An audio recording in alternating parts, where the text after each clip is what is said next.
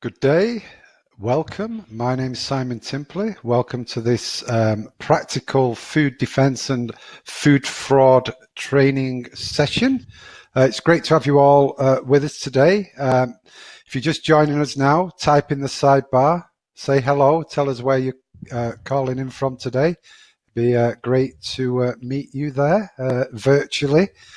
Just to say, it is being recorded today. You will have access to the recording for 30 days. I did send an email, so obviously if you're in here, you should have received an email with a link to the Dropbox folder that contained the presentation, the end test, and a whole wealth of fantastic documents, templates, resources that Vladimir's put together. So, yeah, we're looking forward to a great session. I don't think there's much else to say, really. So we'll welcome Vladimir Suchinsky. Hi, Hello, Vladimir. everyone. Great to have you with us. Good day, good evening, and wherever you are. You're looking and sounding fantastic. Okay, Nice. so let's get your slides up, Vladimir, if you want to put them on the screen. Yes. I will be joining in with some polls and questions, but apart from that, it's all over to Vladimir. So I'll leave you in Vladimir's capable hands. Okay, thank you, Simon. So, good day to all participants, and welcome to this webinar training where we will present interesting and valuable information about food defense and food fraud. First of all, I'm grateful for this number of participants, and I'm expecting a great chat discussion. Also, I have to thank IFSQN and Simon for providing all of us place to share and to update our knowledge about quality and food safety. As you all notice, there is a small chat on the right side, so please feel free to communicate, meet each other, and ask questions that we will gladly answer. For beginning, just type in where are you from and do you have a good video and sound. At the beginning, we also must mention that all data used for making of these presentations are publicly available and sources are mentioned even on specific slides. So you will have the links to that slides, and at the end of the whole presentation, you will have the whole slides and the documentation that was used to prepare this presentation and will be available for you in the download section later on. Also, as Simon mentioned, all of this is recorded, so you will have the access to this presentation and recording in the future days. Possibly you all know me as I am with the IFSQN from 2015 as a web trainer. Till now we have gone through numerous trainings on Food Safety Fridays and Food Safety Live. I started my food career as at actually retail company. And at Deleuze as a quality associate, later included sustainability, and after that more focused on food safety in operations. Together with the team, I implemented ISO 9001 and HACCP among more than 300 retail stores in actually 3 countries of the region and trained more than 1,000 employees. Also, I developed software tool for store auditing, which really helped us get comprehensive data about overall food safety in the system. In 2014, I was headhunted for certification body of Quality Austria, and from that time on position of project manager, but primarily as an auditor and trainer for all kinds of standards like ISO 19001, 14001, 45001, SEC, and of course food safety standards of GFSI, ISO 22000, HACCP, etc. In 2018, I was pronounced by Quality Austria as a food safety expert responsible to train other auditors, to calibrate them, and to take care about all technicalities regarding strict certification and training demands for food standards. In 2019, I found Addicted to Food vlog with the desire to promote food safety online. And today I will try to transfer to you all of my passion regarding the food safety and topics of food defense and food fraud. Till the end of today's webinar, you will understand what is a food defense and food fraud. You will have clear examples of standard requirements and simple steps to implement them on your own in your production and company.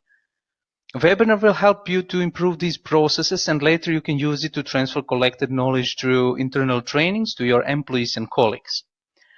At the end of it, you will become leader of change in your organization and #1 person for topics of food defense and food fraud.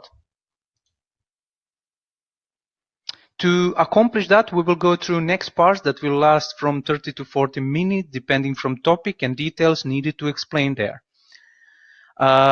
First and second part are focused on food defense, and through them we will also mention all that complies on food fraud. So second and fourth part are more focused on guidelines, tools and methods with example of case studies developed for today's webinar. After each part, there is a break and place for questions and answer. At the end, we will share short tests to evaluate learnings from today. So we kindly ask you to collect your questions on the small paper and wait till the break. And at the break, we will answer all of your questions that you have it, or you can type it in actually in the chat box, and Simon will mark it for the later answering. Okay, but before we continue, we have almost one tradition. Please take a piece of paper and write down your expectations for this webinar. And after you write down expectations, please leave the paper on the side and we will get back to it later. Thank you. Okay, so we will start with the topic of food defense and practical steps for implementation of the same. Today's food industry is changing with the world trends that could be grouped in global population, migrations, and nutrition. There are population explosion, conflicts, migrations, urbanization, and on the other hand, terrorism, religious and clan warfare in the world.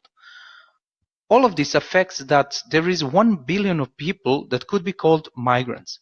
All of these people are accustomed to certain types of diet, types of food, and how they are prepared.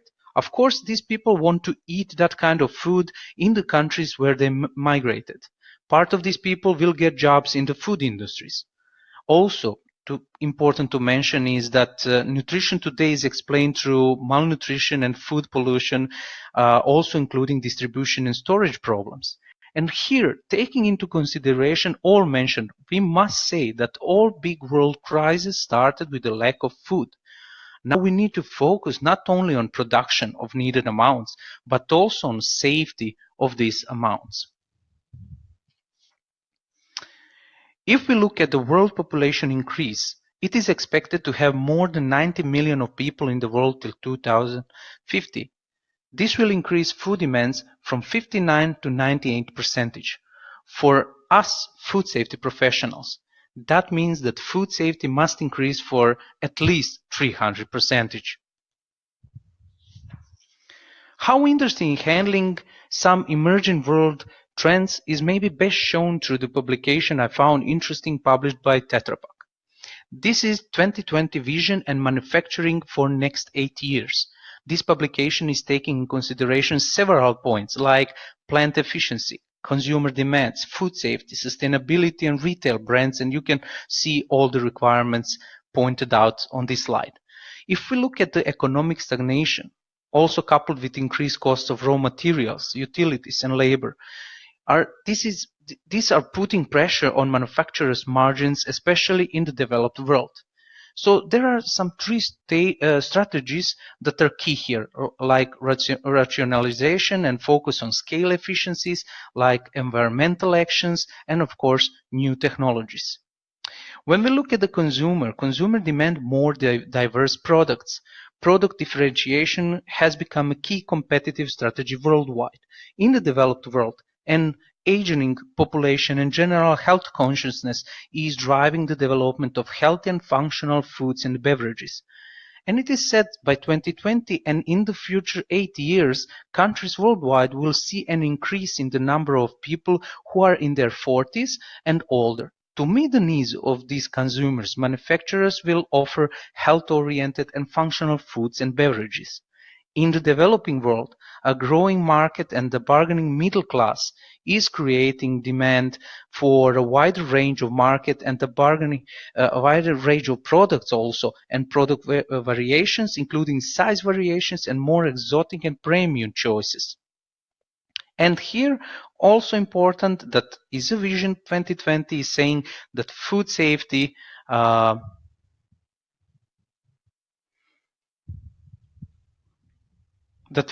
takes center stage. Okay, can you hear me? Do you have sound? Yes, I do. Because if you can see the chat box, people are writing that still there is some issues. Okay, so if you are seeing a welcome screen, you need to be using Google Chrome or Firefox browser as per the instruction. So Okay. that's one thing. If you've not heard anything yet, please close the window and rejoin at the same link. Okay, I see that the sound is good, so just wanted to check. Okay, so we are continuing, and we stopped at this point that food safety takes center stage. This is something I wanted especially to point out. So if we look through the world, but especially in Western Europe, North America, and Asia Pacific, food safety is increasingly important. So there are three drivers responsible for this trend. One is that the growth of discerning middle class in developing markets. Also an increasingly aging and health-conscious population worldwide, and the third is scarce food resources protected by higher agricultural and food production standards. So in the coming years, global consolidation will continue to drive up safety standards worldwide, as will growing consumer interest in these issues and the increased use of new ingredients in food products. Increasing access to the internet will also allow consumers to discover and act upon food safety issues more rapidly. What is important also to remember is that practically retail brands are gaining market share. Retailers in the developed world have been strengthening their own in-house brands and developing of premium product lines. So this has created a crowded marketplace in which manufacturers must adapt to ensure a healthy market share. Although retail brands are not currently popular in developing markets, this will change rapidly as a growing urban population increases, retail development and globalization drives growth and diversity in overseas markets. So because of all of these trends, we must say that food takes central place and protecting the same is a priority for further development. According to 2020 World Health Organization report, it is noted that the harmful contamination of food for terrorist purposes is a real and immediate threat, and the deliberate contamination of food in one location can have an impact on public health on a global scale.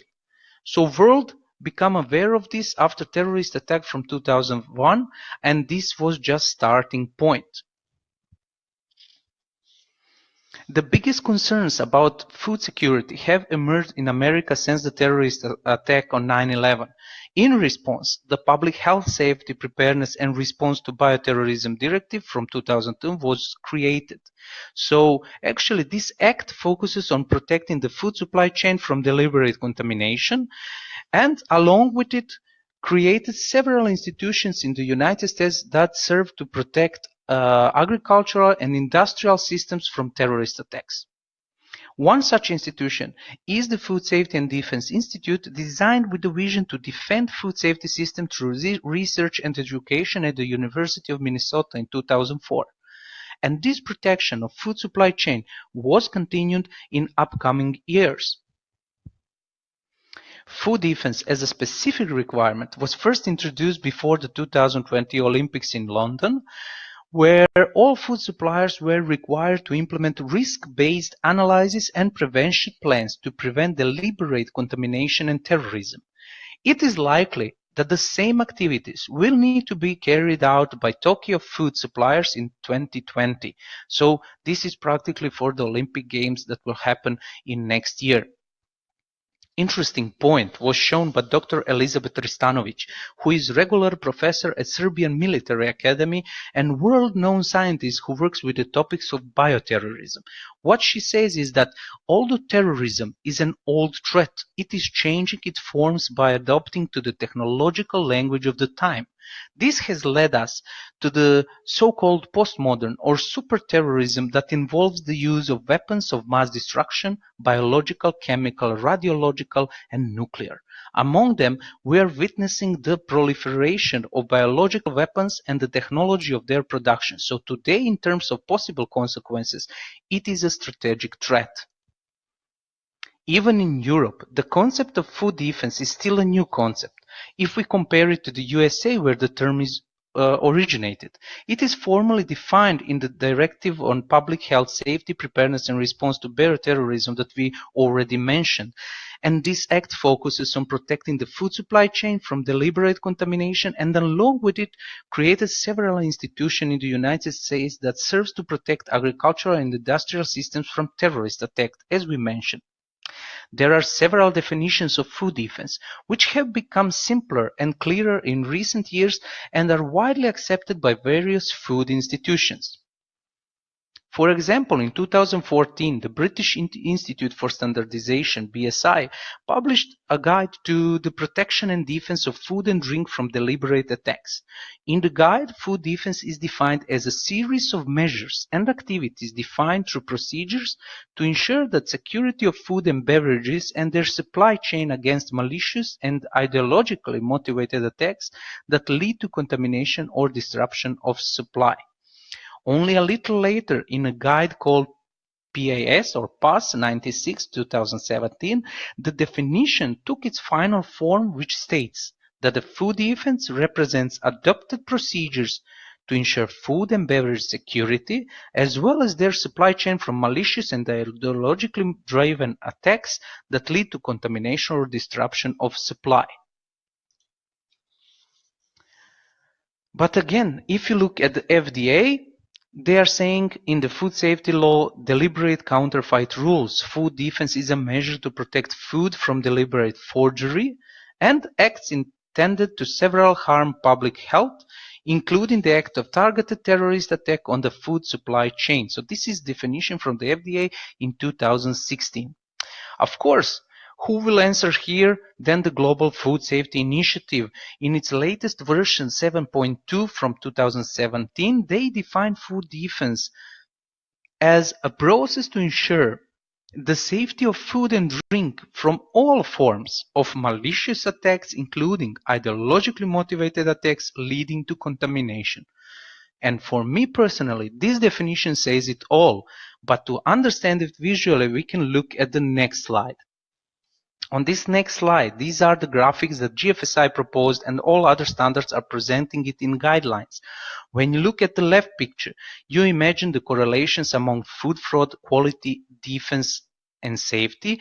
But when you go further, differences are shown as for quality and safety, we have unintentional, accidental adulteration, and science-based foodborne illnesses. On the other side, fraud and defense have economically driven motivation and ideologically driven motivation to perform gain or harm through the intentional adulteration of food. On the right picture shows that generally known and unintentional adulteration are hazards connected with the HACCP, and this is what we traditionally know or use in our production. Threats are connected with TACCP and vulnerabilities to VACCP, but we will further talk about specifics on our next slides. So, somewhere the most responsible in the food chain were the retail stores. On the one hand, they represent the final selling point for various food products that come from many manufacturers and from different parts of the world. And on the other hand, they have private label products for which they are directly responsible. Realizing their responsibility, retailers are soon introducing new requirements for their suppliers that address the many aspects of food safety and defense, but also the food fraud. At the same time, as owners of Global Food Safety Initiative, they are initiating changes to global recognition standard that further promote new requirements under the Food Defense chapter. So the first requirements were set out in IFS version 6 in 2014, but today we are going to talk about IFS version latest one from actually 2016 or even latest one, to show how food defense is changed and defined through the years. Food defense in the world food industry is generally a new concept for some countries, most commonly recognized by large industries precisely through the implementation of GFSI world-renowned standards. In other cases, the awareness of deliberate food contamination and in particular the link to bioterrorism has not yet reached its full potential. Also, there are still lack of knowledge about types of contaminants, types and reasons for attack, and types of attackers. So, as a confirmation of this, we still have situations in the world with deliberate contamination. This case is from the end of 2018, when one farm employee contaminated strawberries with the needles, harming the consumer and Australian market. So, epilogue of this is I found it a few days ago on the internet. Woman faces court over strawberry contamination, and this is the news that we collected from the national news, and it is said that this 50-year-old woman who has been charged over the strawberry needle crisis was motivated by some fight or revenge, according to her today. This woman, practically farm employee, was earlier known, and actually she performed some 7 counts on contamination of goods between September 2nd and 5th with intent to cause economic loss. So primarily she wanted to cause some economic loss for the farmer, but actually because of this contamination with the needles, she influenced the consumer, and consumer was harmed. And because of this, this case practically, the first discovery of needles in strawberry was in September 9, and practically this miss was also interested as a person from September 20 into the court heard. So this case actually led in Australia to practically is that tons of strawberries being dumped or going to waste around Australia, threatening the future of the $500 million industry, because Australian industry was not ready for these cases. Australian industry, if you start tracking this case, was not ready for the needles in the strawberry. Retailers was not ready. Farmers was not ready. And because of this, reaction to this case was enormously bad, because Australia returned a lot of farm products like strawberries or some other products and destroyed. And this could influence the future of the $500 million industry. This also influenced that the wholesale prices had fallen by half to 50 to 60 cents per punnet. Also, harsher penalties being rushed through federal parliament for those caught tampering with food, and I might say that they implemented a new penalties, and this is at least 15 years in the prison because of this act of tampering with the food. But this situation also affected job losses for 100 workers on affected farms.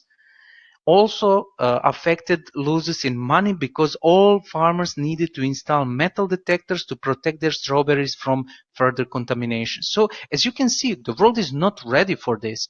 But if you implement some of the standards, there is a demand in the standard that you need to comply with the food defense, and you need to track even these cases. And at the end, you will save consumer, you will save economy, and of course, you will save your company and your employees. Okay, before we continue, answer the poll question. Have you ever had a deliberate food contamination crisis in your country? So please, you will find that the poll is already set. Simon? Yep, I have set the poll in the sidebar. Have you ever had a deliberate food contamination crisis in your country? And it would be interesting on top of that. Are we asking attendees to type in and say what country Yeah, and what? it would be nice to type in the chat box what was the case. Something short just to see what was the cases Yeah, there and happening. the case and country would be useful. Yeah. Did you had some case in England that you remember? Not really, no. No? Not that I can Yeah, really yeah. remember. But it happened in history. You will see it later. Yes, I'm In sure. history, yeah. So Yeah. yeah, so the poll's coming out at yes, around Yellow 50. packages with sand and salt. Apple juice in USA. Yes, yes. This is all, let's see, the sand and salt. It could be also a food fraud, but this also could affect the consumer, and it could be, bad apple juice in USA. Yes. Tylenol, USA. Yes. Yes. I remember these cases. I'm tracking all of them. So actually, yeah. Okay, so we are continuing. Thank you for this pool. We will have additional pools later. So for you, just some key points to remember. We have a global population immigrations, and the world food needs will change from 59 to 98% till 2050. This means that we will have to have actually some food safety improved for 300%. I want to be sure, food industry is changing. We have some plant efficiencies. We have more diverse product sustainability. We have retail brands that are getting more stronger and more focused on food safety, etc. Of course, deliberate contamination, this is something that has an impact on public health and on global scale, and all food defense acts are connected with some deliberate contamination to harm someone. You will see it later when we start talking about it. Retailers are introducing new requirements for their suppliers that address the many aspects of food safety and defense from 2014, and I think that it gets a lot stronger now and a lot stronger in this point. And how this is presented, actually there is a global food safety initiative, and this is from the latest guidance document version 7.2. And if you look at it, they are defining a few of the things like food defense threat assessment and food defense plan. And this is something that all other technical standards need to comply to be accepted with the GFSI. So actually, when GFSI is mentioning food defense threat assessment, they are saying the standard shall require that the organization have a documented food defense threat assessment procedure in place to identify potential threats and prioritize food defense measures. This will mean further that you will have some food defense plan. And GFSI is saying the standard shall require that the organization has a documented plan in place that specifies some measures. If you evaluate some threats, you need to identify also some measures that the organization has implemented to mitigate the public health risk from unidentified food defense threats. Also, what is important is that standard shall require that the organization food defense plan is supported by the food safety management system. So this is not something that is additional. This is something that should be incorporated to all the activities through whole food safety management system. And actually today we are going to cover several certification programs according to benchmark requirements. I use some of them that we already talked on IFSQN, like FSSC 22000, SQF, BRC, IFS, and of course Global Gap, because we should not forget the good agricultural practices. All of defined requirements must be accepted and described in certification programs according to benchmark requirements. So today we are going to go through these requirements, and these are practically the latest requirements that your company or someone that you consult need to comply with. But before we continue, I kindly ask you to answer the poll question one that will really help us in next slides. Which of the following standards is your company certified for? So Simon already set up the poll, so please, if you can just fast click it and we will go further. Yeah, I've done that. Which standard are you certified to? Maybe some of you are certified to more than one, but if you could just answer. Yeah. So round about 35% SQF, 25 BRC, we have and FSSC. More of the people are SQF and FSSC 22000. This is great because we covered the guidelines for this.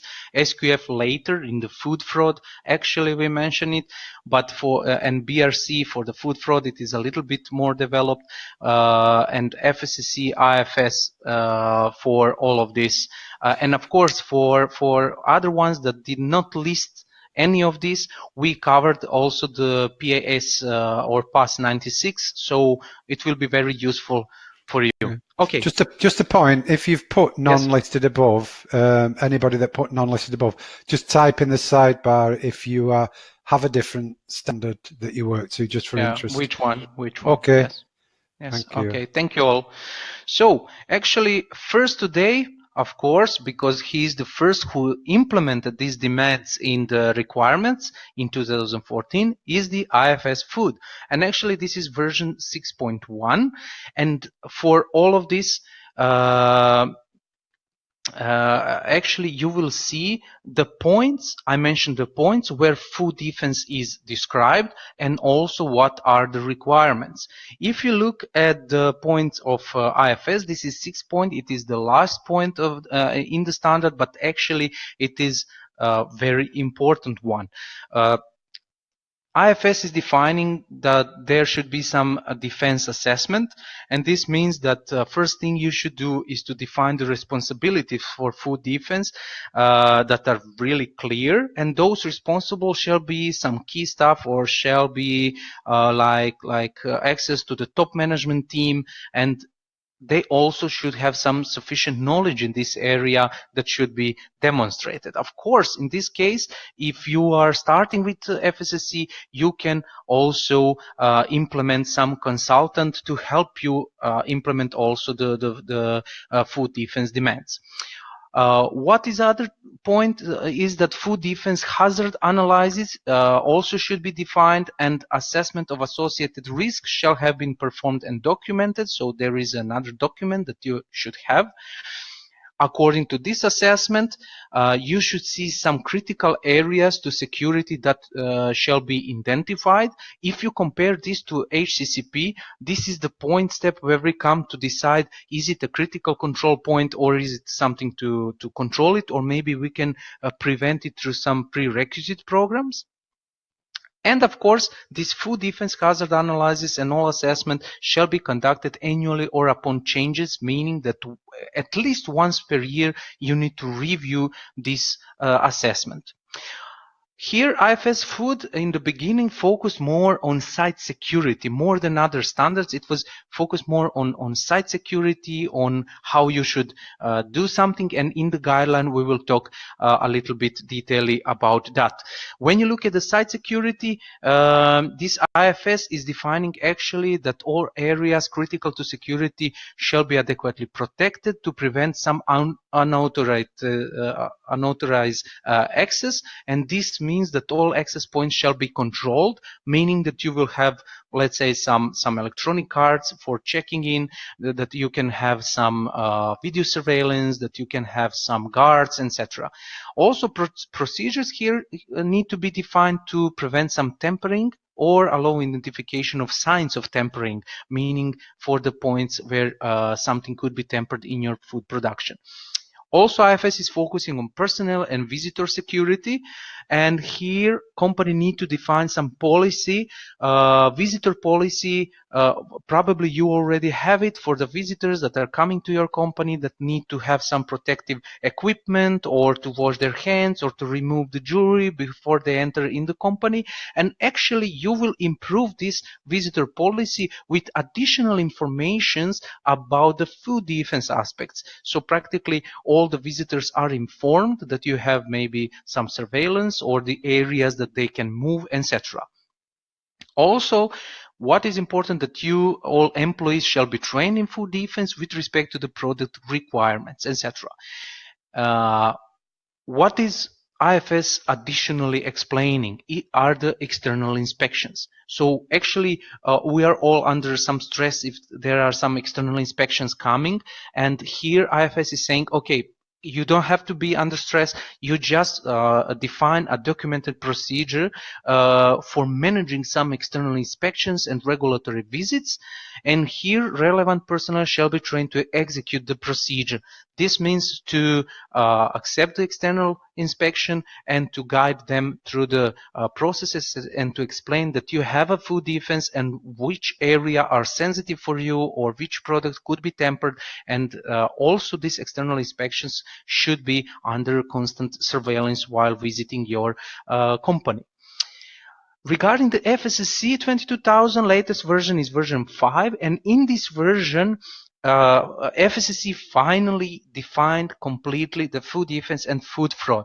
Actually, in the beginning, FSSC had it in the first part, in the ISO 22000 technical part, and it is point 18.1, where it is said that food defense, biovigilance, and bioterrorism, each establishment shall assess the hazard to product posed by potential acts of sabotage, vandalism, or terrorism, and shall put in place proportional protective measures. This is actually similar like IFS said. And continuing to 18.2, it is the access control. So some potential sensitive areas should be identified, mapped, and subjected. Later on, FSSC in version 5 added some additional requirements, and this is requirements connected with the GFSI manual, and these are the requirements in point 253, meaning the threat assessment, where it is said the organization shall have a documented procedure in place to conduct a threat assessment to identify and assess potential threats, and to develop and implement mitigation measures for significant threats. Actually, this is just the requirement. Later on, we will go through the guideline that FSSC is promoting for you to ease implementation. Okay. Also, there is a plan, and the organization shall have a documented food defense plan, and this is the requirement also for the FSSC. Later on, we will go through how you can define the food defense plan.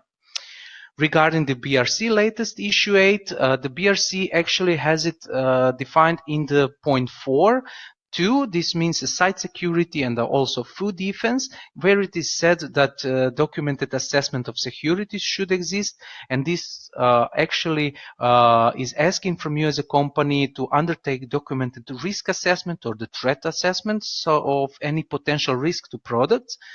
And the output from this assessment should be documented, like documented threat assessment plan. You can also call it a food defense plan, but BRC is calling it documented threat assessment plan. And also is mentioning that this plan should be reviewed at least annually, or whenever it comes to some changes in the company, like new risk emerges or incident occurs, or you change the supplier, the raw materials, you have a new company, you start exporting, etc. Also, he's mentioning also that you need to think about additional controls to mitigate the risk. And actually, where raw materials or products are identified as being a particular risk, the threat assessment plan shall include controls to mitigate this risk. And where prevention is not sufficient or possible, systems shall be in place to identify any tampering. Tampering also, if you can see, is similar as IFS is mentioning. So actually we have lots of requirements that are very similar, because all of these are connected with the GFSI manual. Again, reviewed at least annually. Authorized access, similar to IFS, similar to FSSC, only authorized personnel should have access. Staff shall be trained, and this is practically same. Regarding the BRC and all other standards, all requirements for food defense are also mentioned in other requirements of the BRC, but also of IFS and FSSC. But only here are a little bit detailed. If you go to the hazard analysis, you will see that it is also mentioning you need to check some threats. Yeah, so through the whole hazard, because food defense should be a part of the food safety management system, standards are also using it or mentioning it like that. SQF is really clear and simple what you should do. In the point 2.7, food defense is mentioned and also the food fraud, but actually 271 is a food defense plan, and SQF is saying really clearly the methods, responsibility and criteria for preventing food adulteration caused by some deliberate act of sabotage or terrorist or I don't know incident shall be documented, implemented, maintained, of course. And also this site's food defense plan shall include some measures to secure incoming materials and ingredients. So here SQF is primarily focusing on incoming materials, but later on in the requirement it is clear about what food defense plan shall include. Persons responsible, access to production equipment and vehicles, meaning to ensure the only authorized personnel, also to protect some sensitive processing points, also to ensure the secure receipt, to ensure that products are held under secure storage and transportation, and of course you should have some records and control access. Additionally, the food defense plan shall be, of course, reviewed and challenged at least annually. This is practically for the whole food safety management system, also for the food defense. And when you look at a good agricultural practice, it is even more simple. Of course, it is agriculture, but you know.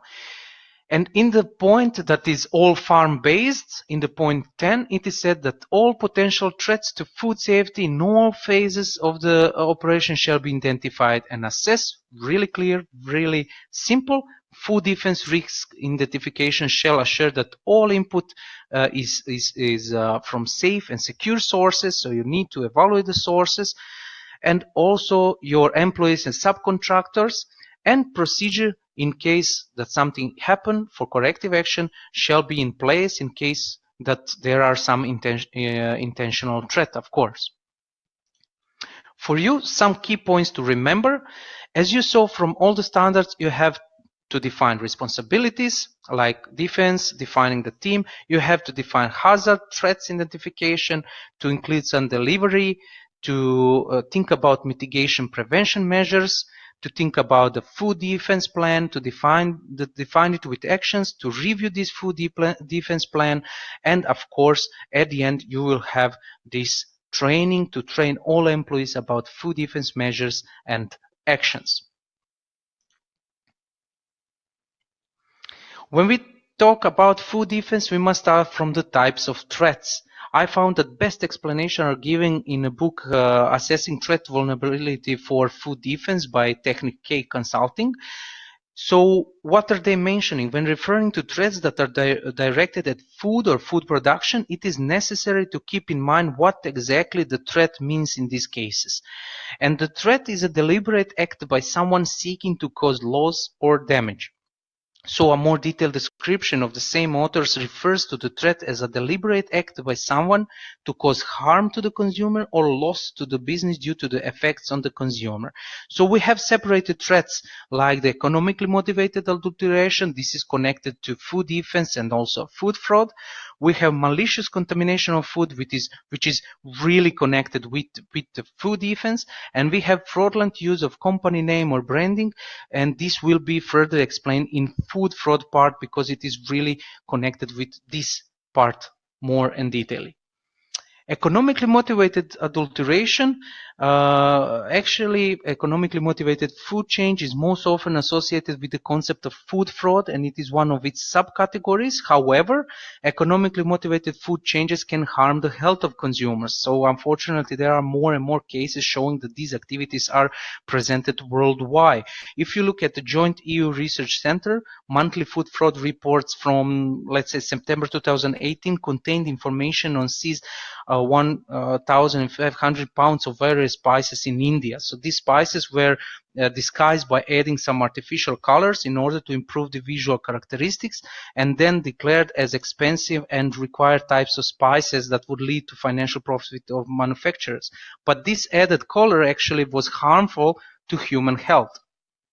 And if you look at economically motivated threat, we have unapproved enhancement, we have substitution, dilution, and concealment, which we will further develop in the food fraud part.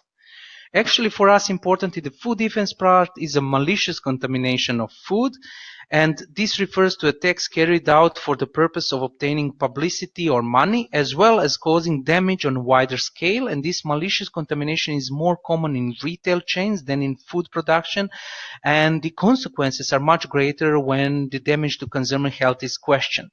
So this type of contamination can cause localized or widespread disease or death and is very easily used as a tool for terrorism. So what is troubling is that food terrorism cases are very difficult to predict and detect. Malicious contamination can cause harm to the business. It is called as a terrorist or extremist activity, and also it could be connected with the extortion, like adding or claiming to have added some harmful contaminants with the purpose to financial gains. When we finish with the types of threats, you have different types of contaminants. For you, please remember this. I have used some extensive food defense incidents. This is made from 1950 to 2008 study by the Center for Excellence in National Security, and there outlines the many situations of deliberate food contamination and cases related to poisoning that led to illness or injury to consumers. So the study mentioned contains a table listing the cases of intentional contamination and showing the type of contaminants used on that occasion. Here, authors grouped contaminants by previously identified groups used in the classical HACCP hazard analysis that is familiar to all of us. But the following contaminants are shown, like physical, biological, or microbiological, chemical, and additionally radiological contaminants. So the same like in HACCP, but the difference is that all of these contaminants are added intentionally, or there is some deliberate. We will start with the physical. This is deliberate physical contaminants which may cause harm, upset, or repulsion to the consumer, such as needles, razor blades, glass, etc. Here is one example, and this is case in 2005 in the England describes the presence of glass and needles that have been found in at least 5 loaves King's Mill bread. There were no injured consumers in this case, and in the years before, in 90s, there were more serious cases of consumer injuries. One such thing happened in 1989 in England when Heinz and Cowangate reported 220 cases of intentional contamination of baby food after 5 babies were treated on hospital for injuries.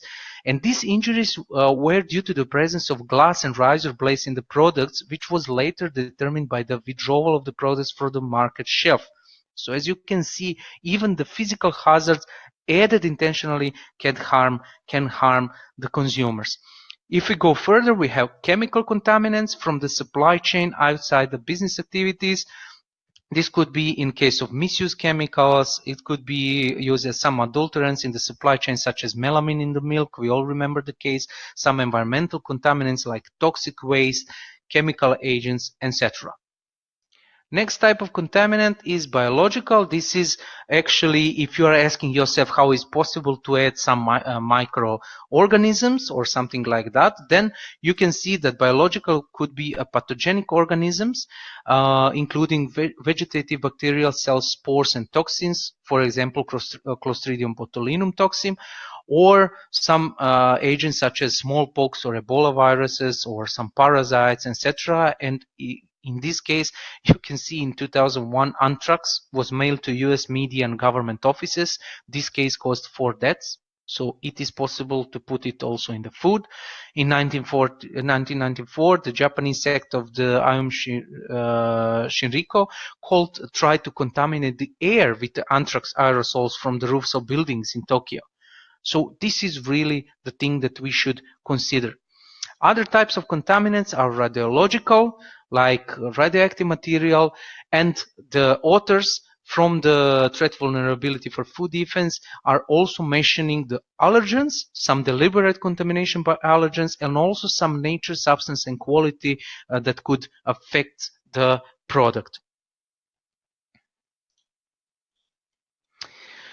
Okay, if you look at the type of threats, if you look at the types of contaminants, we need to talk about the types of attacker. Again, in this book, really detailedly and really nicely explained.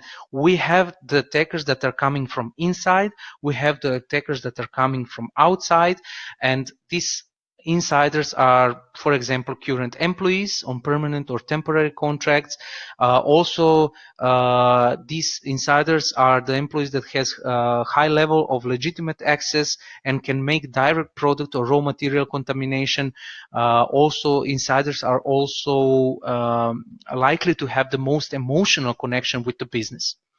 We could have some suppliers and contractors that are coming also to the company. A lack of effective on-site controls may enable these trusted and familiar individuals to have easy access to sensitive parts of the operation that could require for an attack. Also, supply chain personnel. This is something that could have access to supply chain, and in this case, these areas can be more challenging for the business to control due to their remoteness. And of course, outsiders. They have no current contact with the business. They are farthest from the business, but outsiders may have little opportunity of access, but may be highly motivated. And this is something that we need to think about. When you look at the types of attacker, these are all motivated individuals. Only motivated individuals with intention to harm someone can perform the act of contamination, and this could be called as a food defense. In this case, you have the extortionist, the opportunist, the extremist, you have some disgruntled individual, the hacker or cyber criminal, we will talk about it later, and also you have some professional criminal. I will not explain each one of these, you have all mentioned here, but this is the types of attacker that you should think about when you start developing your food defense plan. What are the required elements for the successful attack? A successful deliberate attack on food product or supply chain generally requires 3 elements to come together. This is motivated attacker, capability or some tactics, and of course the opportunity to perform the attack. If any of these elements are missing, then a successful attack is unlikely. For you, key points to remember: there are different types of threat like EMA, malicious contamination, fraudulent use of company name or branding. You have different types of contaminants, similar as HCCP, like physical, chemical, biological, but again we have here allergens, nature of the product or substance. We have different types of attackers, inside, outside, motivated individuals, and for the successful attack you need motivated attacker, capability or tactics, and of course the opportunity. With this, we came to the end of the first part, coming to questions and answers, and after that we will have a short break. Now please set the questions if you have them for this first part, and then we will make some short break. And also thank you for listening for this first part. Yeah, hi Vlad. Okay, I've not noticed any questions so far, so okay. What we could do is we could take the break, and if anybody wants to type in whilst we're away, then we'll pick up on them when we come back. Okay, Vlad. Okay. Yeah. So we have one question. Mm-hmm. Yeah. Yeah. Renzi Sharma, do we need to perform threat assessment for each step of BRC HCCP process flow? Actually, while you are doing the hazard assessment for the HCCP, you can do for each step also threat. But on the threats or the hazards, you look differently. If you are saying that for one step like the production of something like mixing, for example, you say physical hazards, you will have to think in the HACCP way, like hazard that could come from the machine or something like that, and you should think on the food defense way, like intentional contamination, meaning that your employee maybe can put something in the open product, you know. So this is actually, for me, the best thing would be that you go through the process flow like you defined it for the HACCP, and here you will discover any potential, let's say, vulnerable place where contamination could happen. What is additionally important to mention, it is not just that you evaluate the process flow of the production in your company, you also can evaluate the processes overall, like the delivery, like the reception, like the export to other countries, or storage at the, I don't know, some warehouse that you are servicing. So this is it actually. And you will see on the next guidelines how you should try to do it. Okay? I think we have no further questions. We can continue. Simon? Yep, very good. Okay.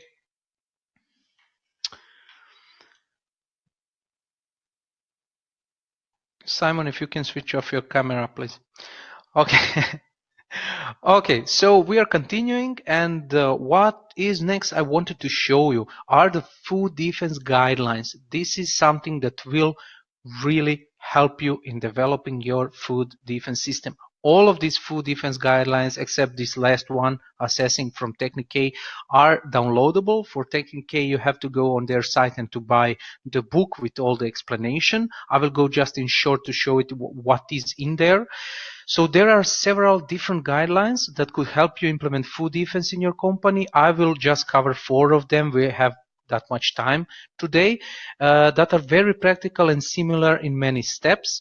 So this will be the PAS 96 from 2017. This is Guide to Protecting and Defending Food and Drink from Deliberate Attack. We will go through the FSSC 22000 guidance document for food defense from 2019 May. We will go through the IFS Food Defense Guidelines for implementation, and through the book of Assessing Threat Vulnerability for Food Defense. They are actually mentioning also threats and vulnerability all together, food defense and food fraud. But again, before we continue, can you just please have you type in the poll question, have you ever used any of the mentioned guidelines to implement food defense or food fraud in your company? If yes or no, I use some other, type in chat box which one. So I actually know that Simon already put out your the poll. And if you can just type it and type in the chat box, which one have you used? Yeah. Okay. Yes, around about 60%. Okay. Cynthia, IFS guideline. Nice. Nice. BRC food fraud. Okay. Good. We are going to talk about it later. For SQF, you will see it is PAS 96, or you can use any other. Assessment and training, okay, Roads. FDR cover plus shock, yes, we will go to talk about it later again. Okay, thank you very much. So we are continuing. We will go through each of these guidelines. I will try to show you what is important for you. So actually, first one that described the threat assessment critical control point, or the TACCP, was a PAS 96. This is a risk management methodology which aligns with HACCP. So if you already have implemented HACCP, then actually it would be really easy for you to implement also the TACCP. Only the focus is a little bit different, that may need input from employees from different disciplines such as human resources, procurement, security, and information technology. If you look at the PAS 96, you will see that it is also talking about types of threat. also talking about understanding the attacker, something that we already mentioned in the previous slides. Also, then he's saying how you should develop some threat assessment critical control point, or TACCP, or how assessment should be done, critical controls, response to an incident, and at the end, review of food protection arrangements. What is important also is that PAS 96 2017 is free to download, and in the annexes you will have the case studies that will actually help you in implement the TACCP.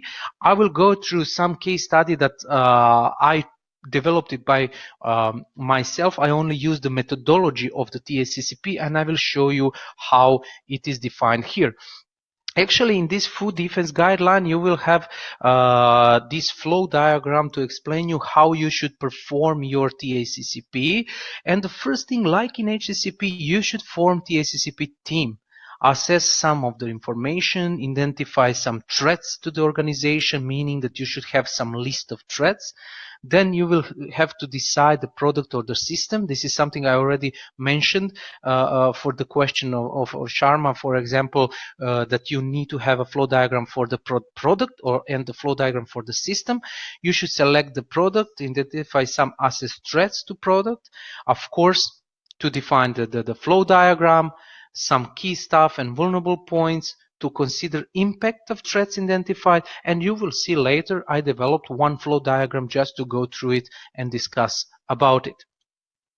Okay, what is additionally very important in this PAS 96 is practically that organization need to understand the threats that they face, but should focus attention on the priority ones. This is similar as the hazards. You will try to do some preventive measures to remove the hazards. On this case, you will focus only attention on the priority ones. But for you to know on which to focus, you will have to identify threat that the TACCP team considers and gives a score for the likelihood of each threat happening and for its impact. And you have a small example how you should evaluate your likelihood of threat happening and the impact. So likelihood could be unlikely to happen, it may happen, some chances, or high chances, or very high chances.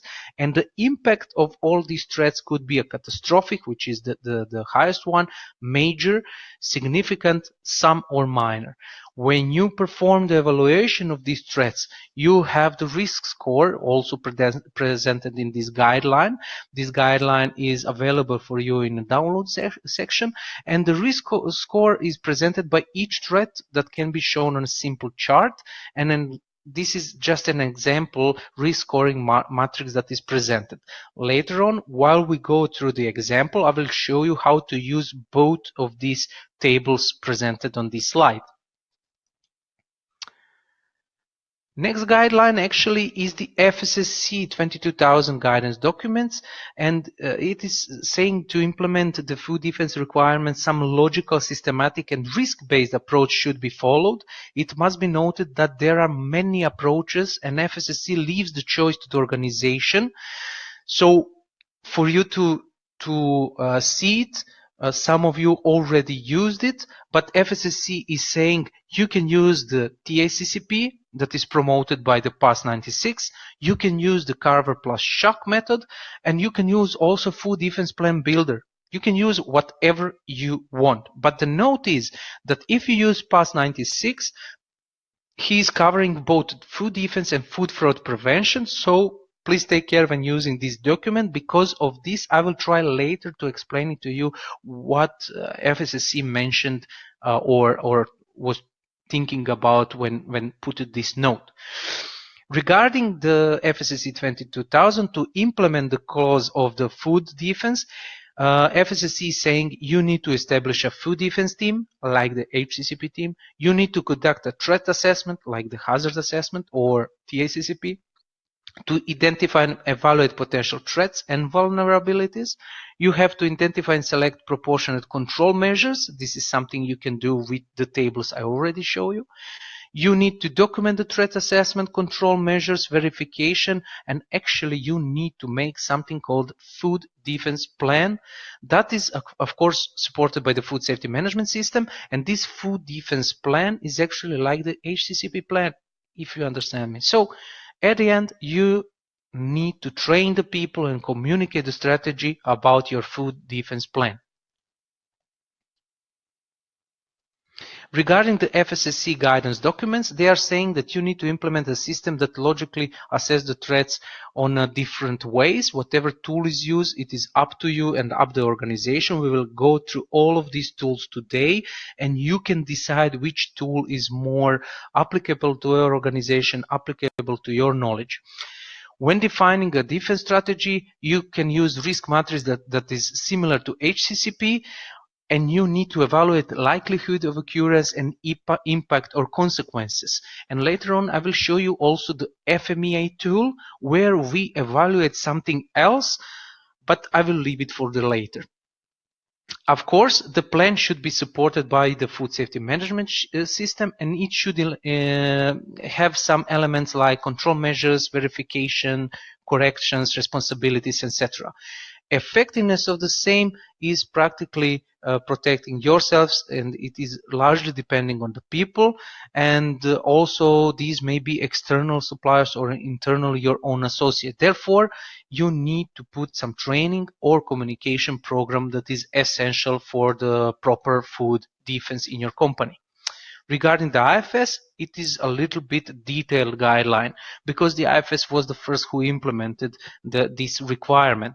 So here, what IFS is focusing is saying the purpose of HACCP system is to identify unintentional physical, chemical, and biological hazards, which are, of course, significant to food safety. But the purpose of food defense plan is to identify, mitigate, and monitor possible sources of intentional contamination of food. Remember this, intentional contamination of food. Food defense programs typically include that you need to define some clear roles or responsibilities, meaning here again, food defense team, hazard analysis and assessment of associated risk, read here between the lines, again, threat analysis. You need to identify vulnerabilities and put some control measures to implement any sustainability program. And of course, you should have the food defense program in this case to be internally audited, and you should have some continual improvement of the system and show it in the audits, of course. What is important to mention for this guideline? This guideline is also giving you some steps like the access to the method of the adulteration without discovery. This is ability to perform the intentional act without discovery. You need to evaluate likelihood and severity of occurrence. This is something similar as PAS 96 is promoting. And also, IFS is saying that you can use several sources that are available in order to assist organization to perform their hazard analysis. And actually, these resources could include general and sector-specific food defense checklists. So you can use the simple food defense checklist. You can use some software. But IFS actually does not want to say to you, go and use food defense or food fraud defense builder or something like that. He's saying you can use whatever you want. You just need to show how you did it. Plus, this guideline is more detailed about access controls, about visitors to facility, about some external inspections, like it is explained in the requirement. Next is actually assessing threat vulnerability for food defense from TACCP guideline. This guideline is very detailed, but you should pay for it and check into it. I'm just showing you some steps that they've really detailedly explained. In these steps, they are saying that you should start from some preparatory steps, which include to define the scope, to select the team, to construct process or define the flow diagram, to describe the process. Then they have some assessment stages, which is to assess the impact, the vulnerability, to calculate the risks, to use some tree to establish manage techniques, to implement some validation and justification and verification. And then you have some continuation stage, which is review and maintain the system. Regarding this guideline is showing how you should perform the threat and vulnerability assessment, and it says that it can require specialist expertise, and it is unlikely to be exactly the same as the required for HCCP. Here, multidisciplinary approach covering the key functions of the business is required to ensure a robust system is designed, and also the team should also include an inter-hierarchical dimension. As with the HCCP, the risk assessment element of the threat and vulnerability assessment is easier to complete if driven by a clear and accurate flow diagram. So you should have a flow diagram also mentioned here. If you want to look at it detailedly, so the business process which need to be described also will vary according to how the team define the scope of their study. So you will need a good team to define it here. And here also what is mentioned, all process included within the scope should be described. In the book, very detailedly, very nicely explained. Also, this guideline is showing that a two-dimensional assessment, such as the severity and likelihood model used within the HACCP, is just not sufficient for assessing threats vulnerability, and say that you can use a multi-dimensional assessment that is required, and this allows for individual scores to be combined to generate an overall conclusion. Here, the assessment takes into account the impact on the consumer and the subsequent impact on the business. So this is very important for the company. You know, you have really impact on the consumer. This could lead to death, to hospitalization, to minor harm, to some upset, for example. But also you can have the effects on business, like the closure, major financial loss, minor financial loss, or disruption. So actually, this book is really, really clear about these steps. Second is to assess threat and vulnerability. These are two separate entities. However, they are fundamentally linked. A threat can exist, but if there is no weakness to the threat, then there is no vulnerability.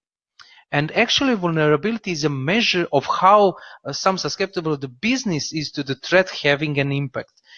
Here, once the overall impact has been assessed, the team must progress to assess how vulnerable the business is to the highlighted threat having the defined impact. The vulnerability to the threat has been broken down into motivation and opportunity. Here, authors are mentioning that the motivation could be a terrorism or extremism, fraud or extortion, welfare groups, or some personal grievance, disgruntled individuals. But the opportunity is that the threat is undetectable and the product is open. The threat is detectable and the product is open. Also, the lowest is that the threat is detectable and the product is enclosed with the business. With this, you covered that for the successful attack, you need attacker, you need motivation, and you need opportunity, of course. Further, the overall scores for impact and vulnerability have been calculated. Here, it is calculated. Actually, the reason for this multiplying these figures is to allow situations where the motivation and opportunity score are deemed to be 0 to mitigate the impact scoring, giving a results of 0.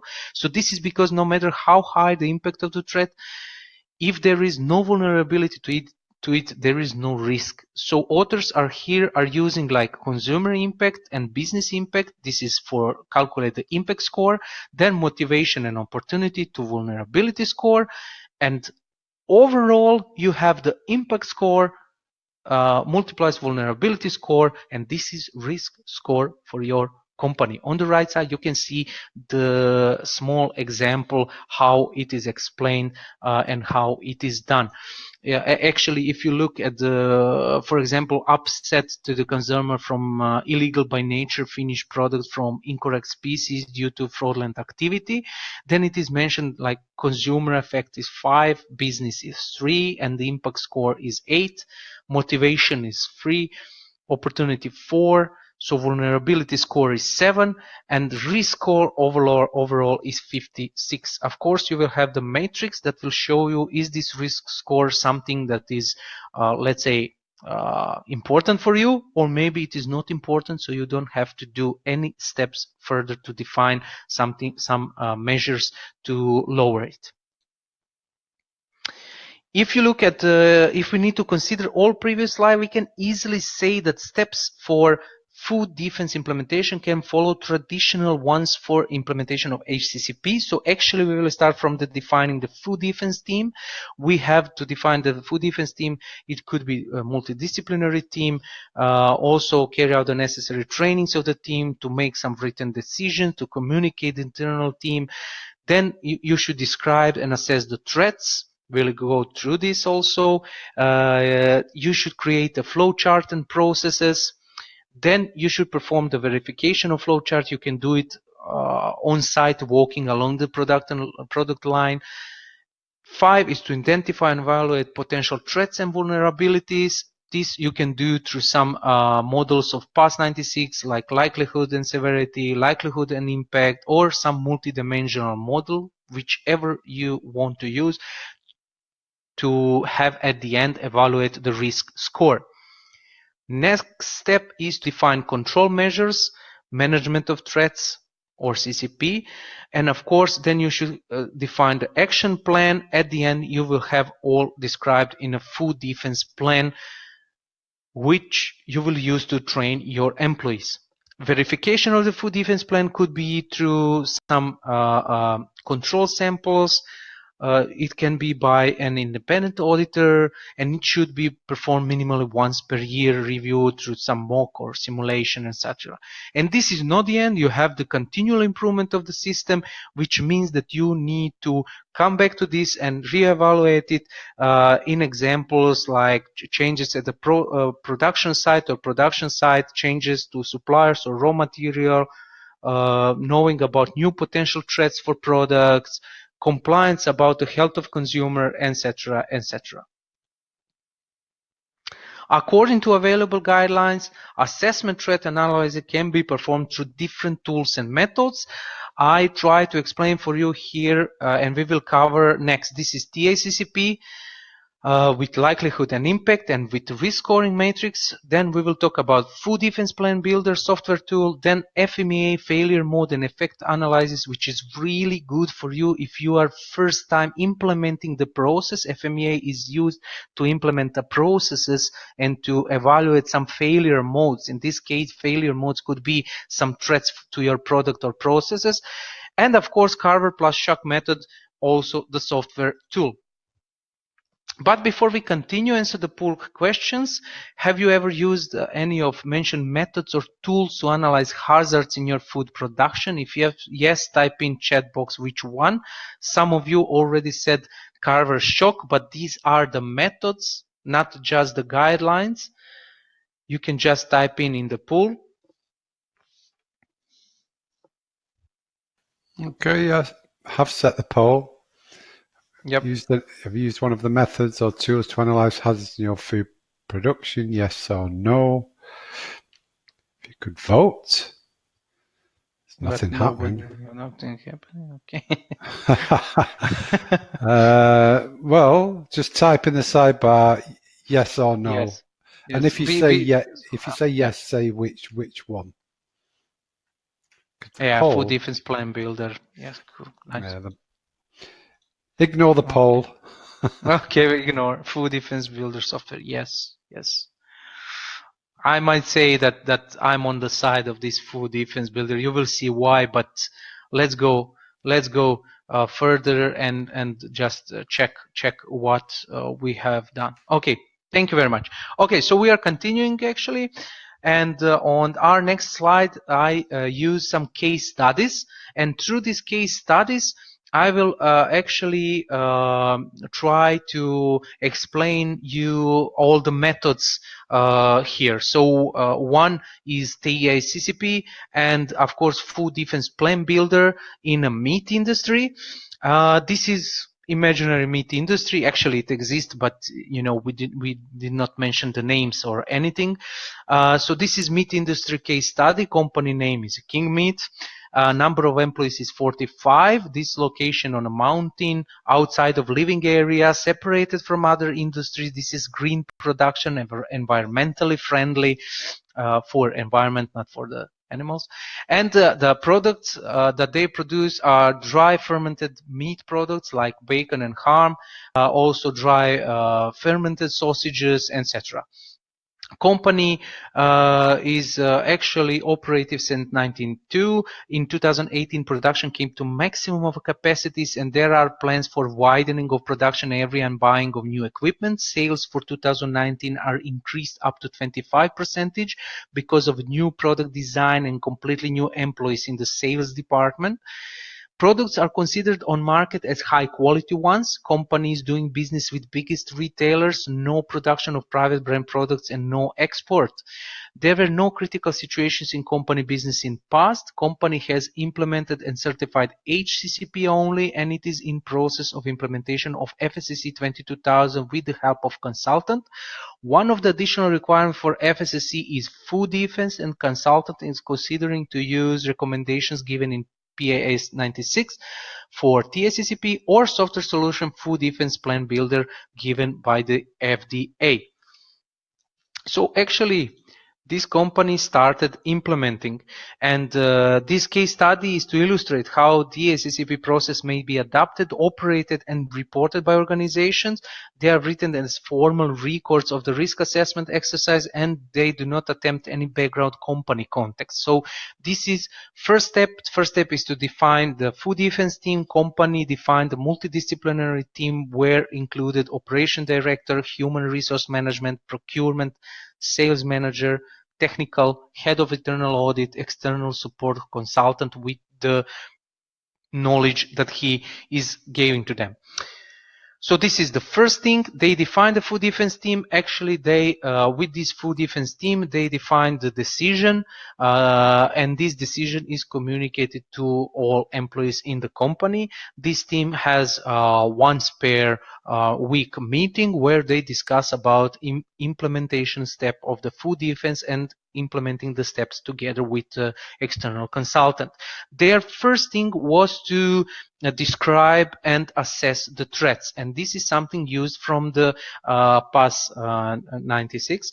Actually, they described three types of threats, depending is this threat to company and info system, is this threat to location, or threat to product. Also, they describe some possible method of operation and comments. Here, I just gave you some examples, not the whole list. All of these threats are evaluated, or let's say marked with the letter like A, B, C, D for further threat analysis. Actually, if you look at the threats to company, you can see here there are some animal rights activities. Possible method could be vandalism or sabotage, and the comments, there is a little evidence of current activity. This is something discussed by this food defense team. Also, criminals, possible method could be counterfeiting, misappropriation of packaging, and the comments is increasing risk as brand strengthens. Also, some threats to location from, let's say, overworked company staff. Possible method could be contamination, and comments is that they have some staff shortage, also in location with some extremity reputation, etc. The threat to product, it can come from suppliers of meat. For example, they could have some EMA, like non-animal protein added, or non-beef meats, or some replacing meats, but with the influence maybe to the final consumer. And this comment is that we have some clear specification for meat and reception control. This first thing is to just describe and assess the threats that could influence our company. We still didn't, for each of these threats, perform any further analysis. We just put the list of the threats, all threats that could influence our company. Next thing, we define the flowchart and the process. In this flowchart, you will see the steps in the production, and here also you will see that these steps are marked like with numbers, like 01 reception control. Then we have storage of raw material 02, storage of raw material 03. This is important just for further analyzing. Further analyzing will go also through all of these steps and to threats that we showed in the previous list. Okay, Next is also continuing the flow diagram, and you will see that in this case we have the production of meat, like filling of cases, forming meat pieces, dry and smoking control. Also we have slicing and packaging is in modified atmosphere. We have some packaging controls, storage of finished products, and distribution of finished products. So this is flow diagram. And after this we start the threat identification. This threat identification, you can find it also in the examples of PAS 96. On your left step number, you can see, I will not show you all the steps, I just show you some of the steps from the flow diagram. And first step is 01. This is process step reception control raw materials. Threat is malicious contamination, vulnerability that it could happen from supplier location, transport, or during the reception. Access could be by drivers or employees on reception. Mitigation for now is that we have contracts with the supplier and transporter and trained staff. Contaminant could be some powder toxin, chemicals in liquid, etc. Impact of this process is just negligible. Quality control that we have is the reception control done by trained staff, sensory tests regularly performed. Likelihood for happening is marked with 2 and impact with 3 in case that it happened. If you look further in the packaging control, we have malicious contamination again. Manual preparation of each pack is done, and here access could have some process management and stuff. Mitigation is some rigorous hygiene standards. Also contaminants, some powder toxin, chemicals in liquid, etc.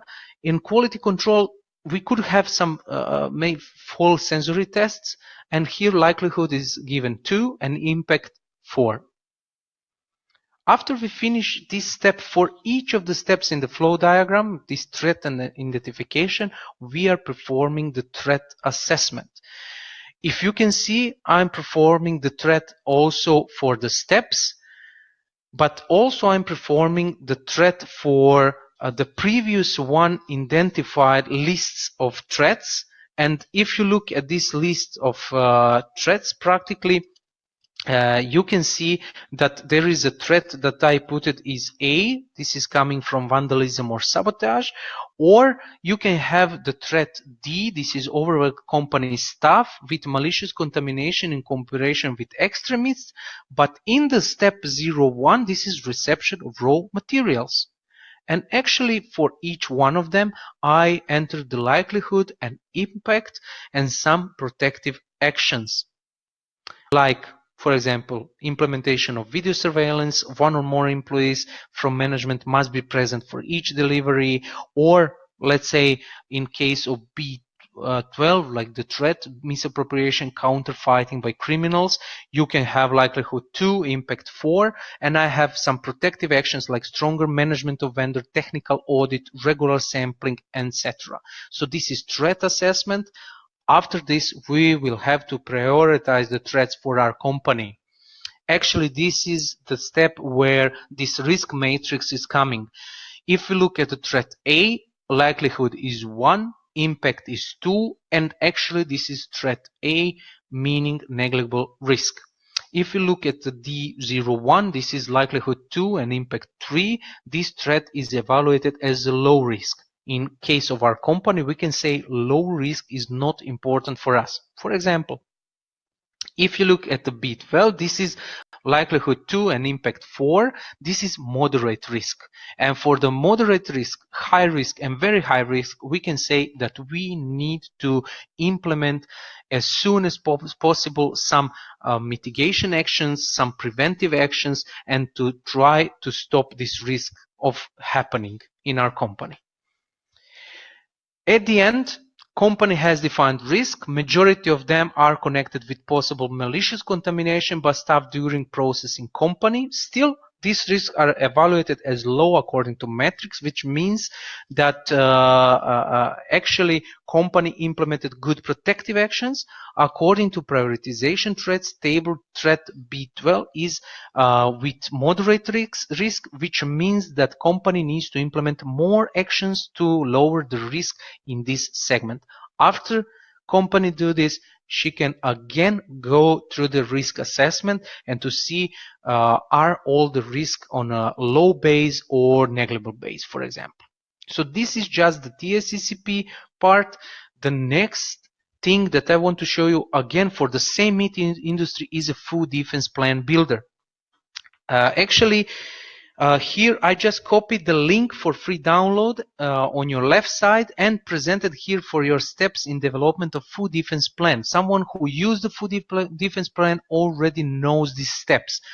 The first step in this very easy software tool is to put all the company information, the company name, to define the food defense team. And this is the first step that you are doing. If you look at the food defense team, it is the same one as we already defined.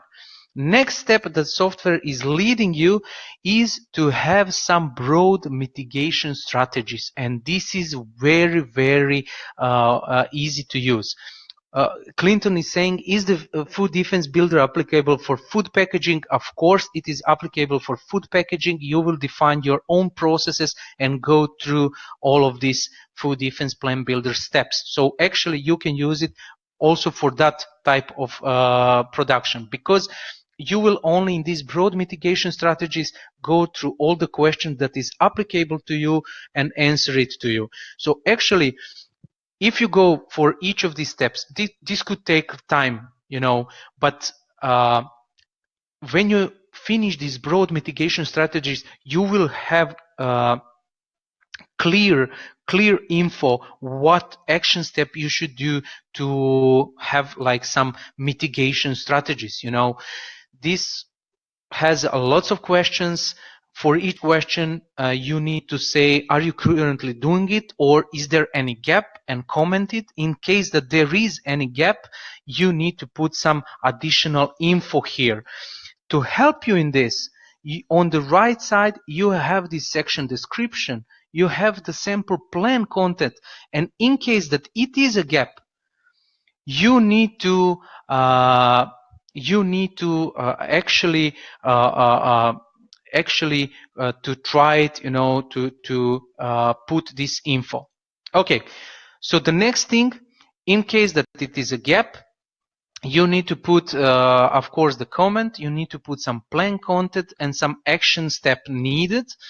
Here, for the step, does your facility have established emergency procedures, including procedure for responding to an intentional contamination? We already have some emergency procedures, but not including intentional contamination. Yes, I agree, this version does not cover FSMEA rule fully, but this is only if you are, you know, working in for America or exporting to America. If you work for Europe or other countries, you don't need this rule. So this food defense plan builder applies also to you. Regarding the plan content, you can use the sample plan content on your right side, and action steps that is needed is mentioned down. This is to improve the existing procedure with more details about cases of intentional contamination. So this is something that is defined.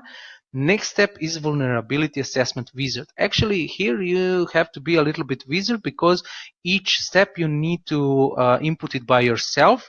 You need to first define the process name and the process steps, and this is something that you will use from your flow diagram that you already have maybe for HCCP, you know, and you can just input all the steps here. After you input all the steps here, the next thing is to evaluate practically these steps, and the evaluation is very nicely explained, because actually for each step you will have the accessibility score, which is easily accessible, partially accessible, and the explanation for each of the evaluated. In this case, we evaluated some steps with partially accessible. The next thing is to evaluate the vulnerability score, also explained very nicely. And then you will have vulnerability assessment total score calculated. For you and your company, you can define and say, okay, all the vulnerability assessment total score that are evaluated with 10 and more are actionable process step. In this case, we got 14, and I'm saying this is actionable process step. When you input all the steps, like in this case we inputted slicing, cutting, reception control, storage, etc., you will see which of these steps are actionable, and further on software will lead you to define these actionable steps. Next thing is actually to input mitigation strategies, and this is good because you can connect this with the food defense mitigation strategies database, and for each step you can already download some mitigation strategies proposed by the FDA, so you don't have to think much, what you should do in the mitigation steps. So this is a step where you add mitigation strategies for the risk that are, for example, 10 or higher than 10. When you finish these focus mitigation strategies, and you already finished the broad mitigation strategies with the checklist and questions, next step is you are coming to the action plan. In the action plan, you will have all the action steps from the broad mitigation strategies and all the action steps from the focus mitigation strategies. And for all these steps, you will input the status, you will input the responsibilities, priorities, and the targeted of completion date, maybe some comments.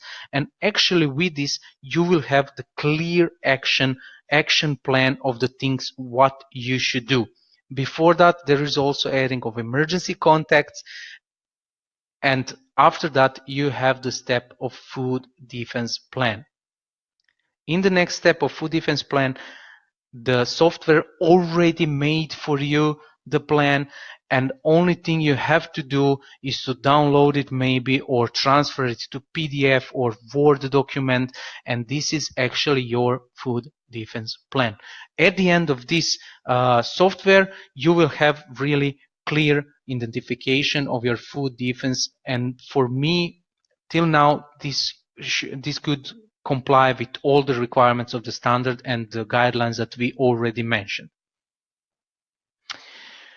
Company defined food defense plan on comprehensive and easy way. This is the conclusion. Software is downloaded from the website of FDA and installed on the desktop of the computer. After defining of the food defense team, it was easy for all of them to track steps provided in software.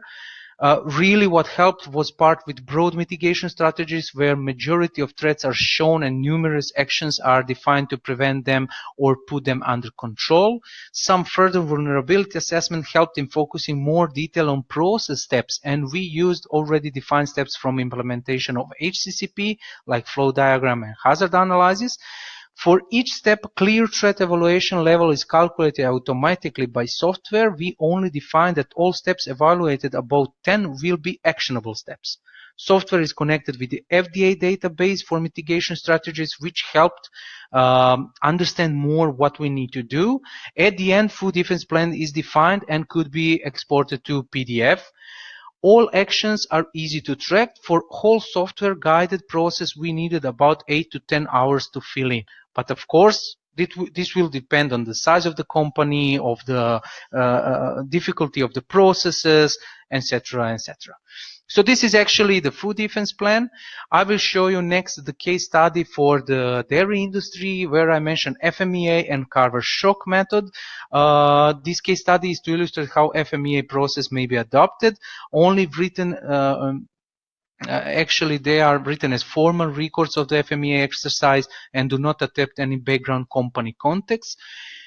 This is dairy that of course exists, but data are changed. This is Milky ABC, number of employees 162. It is near living area, separated from other industries. Products are UHT milk, yogurt, chocolate milk, cream, sour cream, and cheese. Dairy Milky ABC is a local country dairy company, started working in 1993 as a milk processing workshop in the house of traditional family. Initially, milk processing was 50 liters per day to reach a project capacity 115,000 liters today. By constantly investing in new technologies, equipment, and employee education, company achieved a high level of organization and control, which enables efficient and modern production. The unsurpassed quality of product is the result of carefully developed recipes, applying a winning combination of knowledge and modern equipment. Proudly point out that the basic characteristics of products is a completely natural composition. And the milk is purchased from ecologically clean areas of forest region, northern rivers, from about 1,000 agricultural producers. With raw milk producers, they have developed a partnership with the aim of improving and ensuring the quality of primary raw milk.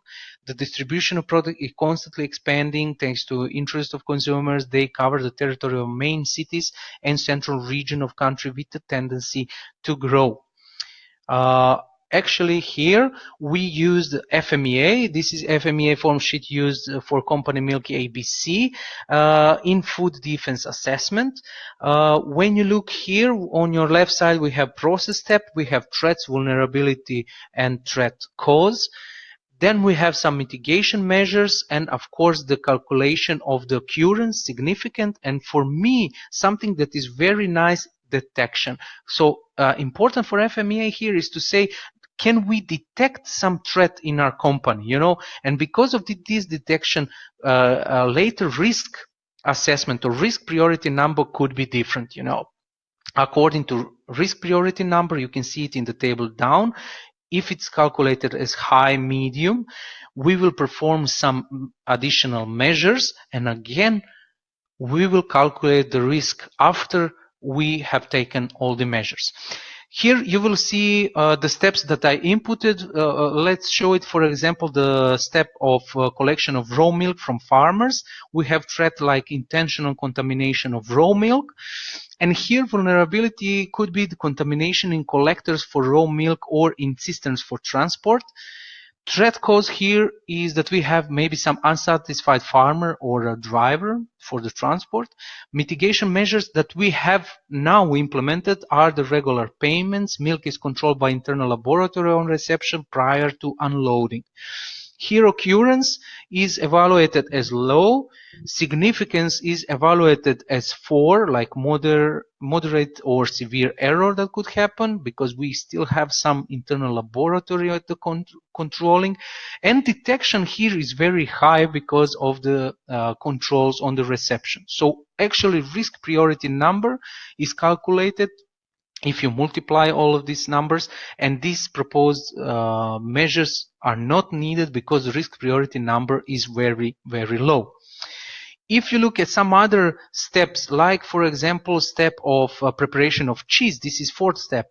The threat could be also intentional contamination of mixture. It could, vulnerable step is tanks for cheese mixture. Threat cause is unsatisfied staff or operative managers. And actually mitigation measures here that we only have visual controls that are done daily during this process. And this is the current state. Probability of happening is moderate, and we evaluated with 6. Severity could be high. We evaluated with A. This is severe error because further steps could be only just pressing this cheese, you know, and the step of fermenting or step of salting. And then we have detection that in this case by visual controls is negligible. This is just nothing that we can maybe see it in the cheese. So risk priority number here identified is very high. It's 432, and this means that this is high overall risk. In this case, we need to propose some measures. We set video surveillance and regular internal control by laboratory. Responsible for this is quality department. We could add also laboratory. Taken measure is that we revise the procedures. We implemented video surveillance and external lab verification additionally. With this, we have probability of occurrence that is very low. Significance remained the same. And also, we have the detection that is really high now. At the end, we have risk priority number that is 74. It is low, and we can say that there is no more risk here. So this is just FMEA form sheet for you that you can use it. You will have it in your presentation. You can just make it by yourself in the Excel sheet, or there are a lot of downloadable steps you can use. Next step is a Carver Plus method I used for this dairy industry. Carver Plus shock method here for me is made in the downloaded software. Actually, if you use it or have been using it, I think that now food defense plan is above this totally, you know. But let's just go through the steps that were used by this company. So actually, you start with defining the template that you can use. I use here fluid milk template, and it is easier like that, because next step could be actually you know, to make it by yourself, you know. And if you want to make it by yourself, you are doing that in this step. In this case, I use the template, and this is the flow diagram from the template. On this, you can add some additional steps according to your flow diagram. In case you started from the beginning, it is very hard, because you have to make all of your steps in this again. Of course, it will be maybe more detailed in this case, but it is really time consuming. Okay, after you define all of these steps and you have a flow diagram like it is defined in the guidelines, the next thing is practically to evaluate for each of these steps the numerous questions that are actually focusing how this step is assessed for any threats. So here, for example, one of the questions that connected with the pasteurized milk silo was how evenly would the contaminant be spread among the distribution units represented by the above amount. And here you have some answers. At least half of the estimated amount could be contaminated. After you finish each step and each question, you will have the evaluation at the end. For me, what was really hard were some questions. So in your food defense team, you need to have really specialists from different departments. For example, one question here was, on average, how many individuals eat from the same distribution unit? You know, this is something where you need your specialists from the company to be with you, so you can input this data, you know. So actually, after you finish answering all the questions, at the end you have practically score detail, and this score detail is also connected with the mitigation measures. When you click on any of this score detail that is shown on the left side with the importance, like critically and easy of attack accessibility, you will have also on the right side some mitigation measures that you can implement. Of course, you can print this mitigation, and with the printed mitigation, you can use it practically to implement all the mitigation measures in your company.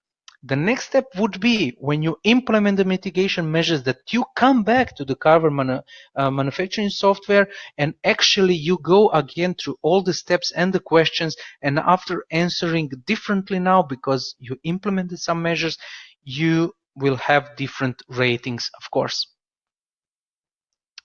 And this is something where you assess all of the steps. Case study conclusion is that actually shown examples are results documented on the performed FMEA and Carver shock tool during realization actually of study. Significant knowledge is needed of the aspect for food defense, like type of attackers, type of contaminants, etc. Here, multidisciplinary team helps, but still for smaller organization, external consultants and experts are needed.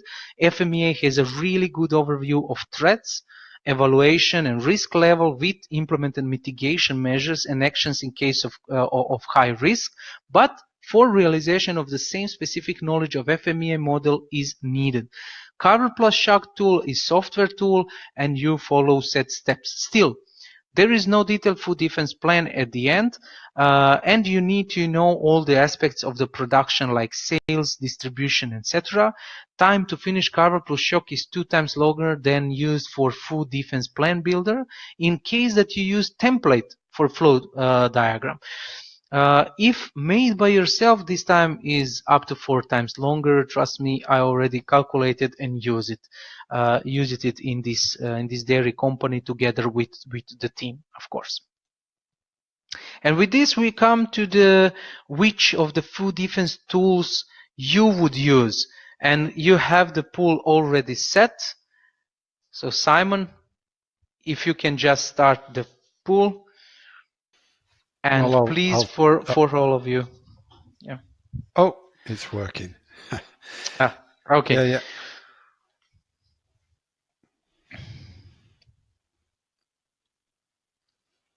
Yeah, of course. I think that It's these his results favorite. are yes. Food defense plan builder is in front of all of them, you know. But of course, it depends. It depends from the company. It depends from the size. It depends from the knowledge. Sometimes it depends from the auditors that are coming to your company, etc. At the end, actually, we can say that these two case studies shown uses 4 different tools. Conclusions are presented, but still only made on experience of teams in these two two companies, and can be changed depending of industry, depending of company size, country, etc. Actually, when you look at the TACCP, you need to develop forms to perform threat identification and evaluation. You need really time to develop it. Actually, at the end, you will have numerous documents, and you need some specific knowledge. And actually, it is mixed food defense and food fraud things, so it could be a little bit hard to define it. If you look at the FMEA, it is a good tool for first time implementing the process, also as a food defense plan builder. You need time to develop it. Forms are available for download. If you look at the Google, you can download lots of things. Good overview of process, threats, and risk. And also what is good is that you can really see what risk you evaluated, what you implemented, and at the end, actually, how you lower this risk. Some of the auditors could really ask to see this. You know, sometimes in a food defense plan builder, you cannot see it because you already lowered in the action plan, so you have to show the previous action plan. Okay, and the good thing would be that you use FMEA together with maybe TACCP if you want to implement.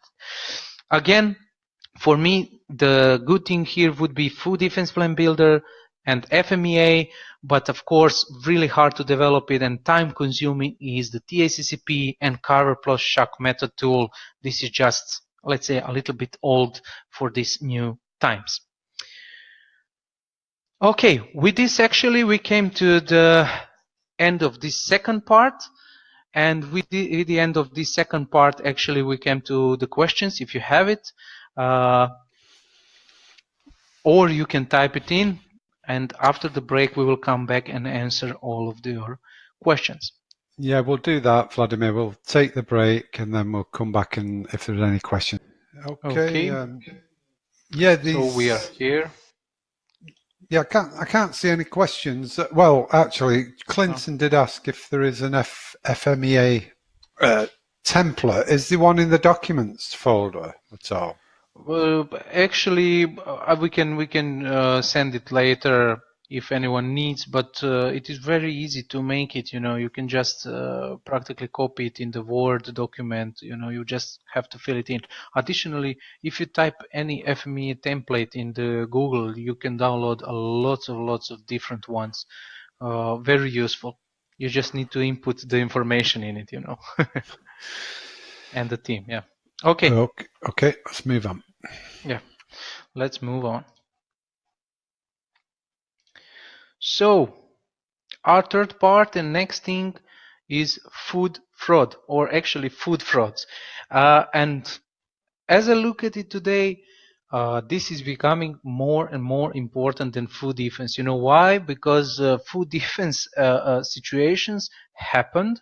They've really was put a lots of crisis, but the food frauds are something that sometimes are not influencing the consumer directly, like to have some illnesses or some injuries, but actually it is affecting your business, and it could affect the market. You will see the examples. This is why we are saying that actually the food fraud is a new challenge, and you will see in all the standards and requirements that they are really focusing now on food frauds. Also, all the European Union and other countries are focusing on how to prevent these food frauds. And but actually, what history has shown us that these food frauds existed from ever, you know, like during the Middle Ages, some imported spices were quite valuable, and actually, since some prehistoric times, humans have altered the state of food to extend its longevity or improve its taste, at least as early as 3,000 years ago. Early humans had harnessed fire to cook and conserve meat, and later determined that salt could be added to preserve meat without cooking. In ancient Rome and Greece, wine was often mixed with honey, with herbs, with spices, and even salt water, chalk, or lead, which served as both a sweetener and a preservative. Also, over time, the act of adulteration, food for economic gain, began to emerge during the Middle Ages. Like it's mentioned, actually imported spices were quite valuable due to their high prices and limited supply. Merchants sometimes combined spices with numerous cheap substitutes such as ground nutshells, pit seeds, juniper berries, stones, or dusts. In response, trade guilds were formed to supervise the quality of products and prevent the adulteration of food, and laws were drafted throughout Europe to regulate the quality of bread, wine, milk, butter, and meat. Following this reformation, however, the influence of guilds went, and along with them their laws. During the 18th and 19th centuries, as the United States shifted from an agricultural to an industrial economy and urbanization disconnected people from food production, the debasement of food for profit became rampant. Milk was often watered down and colored with chalk or plaster, substances which were also added to bulk up flour. Lead was added to wine and beer and coffee. Tea and spices were routinely mixed with dirt, sand, or other leaves. Also, a number of laws forbid harmful substances from being added to food. They were tough to enforce since there were no dependable tests to prove the existence of these pollutants. In 1820, a chemist by the name of Friedrich Acum drew attention to numerous cases of food tampering when his book Treatise on Adulterations of Food and Culinary Poisons was published. And by this time, microscopes could detect differences between ingredients, and chemical reactions were able to identify the existence of toxic substances. So, nevertheless, the increasing number of urban dwellers were reliant on others for food, which was often transported great distance with primitive refrigeration and poor sanitation, and the practice of adding dangerous additives to extend the food shelf life continued. By the end of the 19th century, the rise of some analytical chemistry enabled manufacturers to mask food deterioration in ways that were tough to detect. At the same time, homegrown elixirs, tinctures, and medicines containing opium, cocaine, heroin, and other drugs were sold without restrictions and warnings or ingredient labels. As you can see, some similar situation is happening today, but some with some added new homegrown elixirs that contain some other specific substances, you know. Also, what is here, although the safety of our food supply has greatly improved over the last century, food fraud involving cases of dilution, substitution, and mislabeling continue to persist with the global food industry, as processed food with multiple ingredients are increasingly sourced from numerous countries and the supply chain has become more complex. Tracing the sources of contamination, intentional or not, has become a significant challenge here.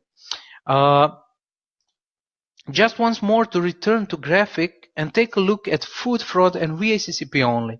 So if you look at the food fraud, it is really mentioned that this is intentional adulteration, it is economically driven, and the motivation here is to gain something. And almost every time this is just to gain some money or some value. If you look at the VACCP on the right side, vulnerability assessment critical control points, this is the prevention exactly of this intentional adulteration, and of course they are only economically motivated. So we should have a difference between the threats and vulnerabilities, because threats are also intentional adulteration, but actually the idea behind that is that it is ideologically driven and the motivation is to harm someone. In this case, you can make a food fraud, but you don't want to harm someone. You want to gain something like money or economically. Actually, if you look at the data today, you can see that some really staggering data exists on the internet, like over 100 million worth of fake food and drink seized in latest Interpol operation. So this is more than million worth of potential dangerous food and drinks that was seized in the operation of OPSON. It is called OPSON. It is coordinated by Europol Intellectual Property Crime Coordination Coalition and Interpol. Here it is 672 individuals that were arrested so far, with investigation ongoing in many countries. This means that police, customs and national food regulatory authorities and private sector partners across 78 countries are participating in this, and this was the 5-month OPSON operation from the December of 2018 to the April of 2019, and this is the report that came as a press release in June 2019. In previous year, in 2018, we again had the report with the detailed things what happened. In total, sum of 16,000 tons and 33 million liters of potential dangerous fake food and drink was seized as a result of more than 67,000 checks carried out at shops, at markets, at airports, seaports, and industrial estates. With this data, you see how important it is to stop the food fraud that is happening in the world. Here what happened is the tempered expiry date on cheese and chicken, controlled medicines added to drink products, and meat stored in unsanitary conditions were some of the offenses discovered during the operation. As in previous operations, illicit alcohol was the most seized item, totally over 33,000 metric tons, followed by cereals and grains and condiments. So this operation shows yet again that criminals will take advantage of any and every opportunity open to them to make a profit. The volume of the seizures confirms that food fraud affects all types of products and all regions of the world. And it is hurting the consumers' wallets at the end. In the best of cases, food fraud is the deception of consumers, whereby they pay for something they do not get, but in the worst case, food fraud can result in serious harm to the public health. So it is the duty of all of us food safety experts or food safety professionals to act really strongly, and it is the duty of all the law enforcement more generally to make sure that what consumers get in their plates is genuine and safe. But if we look from the side of the producer, this is something that is really bothering also us as a producer. Actually, if you look at the European-wide case studies, you can see that they have like main actions. One action is targeting organic products. Here, some participating countries are like Austria, Belgium, Portugal, Slovenia, Slovakia, France, and for the first time this year operation looked at organic food products and the growing trend of products falsely claiming to be organic in order to be sold at higher prices. And this targeted action led by the EU Commission with the support of Europol was run across 16 EU member states to detect fraudulent practices pertaining to this field. And actually the results are that there are more than 90,000 tons of suspicious organic products were checked, after which 9 individuals were arrested by the Spanish Guardia Civil. Yeah. Action 2 is targeting the threat from 2.3 dinitrophenol.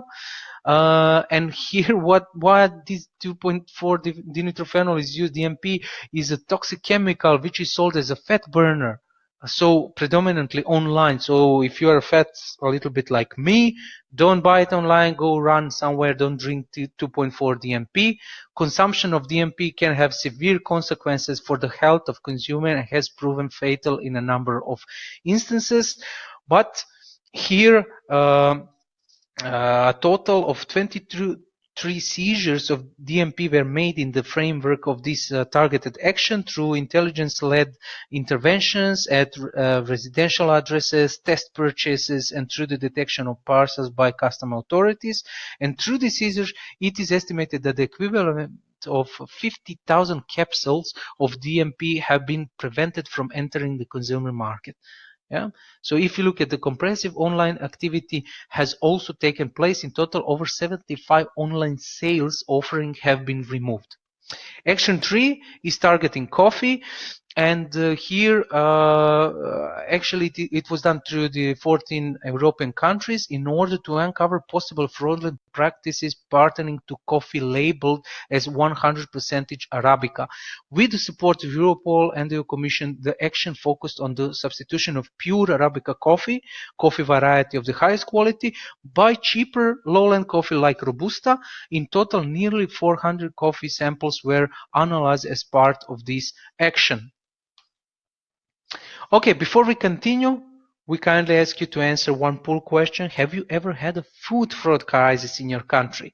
If yes, type in chat box what was the case. But remember, food fraud is only focused on some economical gain. So some producer wanted to treat you and tried to take your money for the product quality that is very, very low. Hopefully not poisoning you. If you can just type in the chat box, yes, 70, even more than 70%. Oh, that's high. I didn't think it would be quite so high.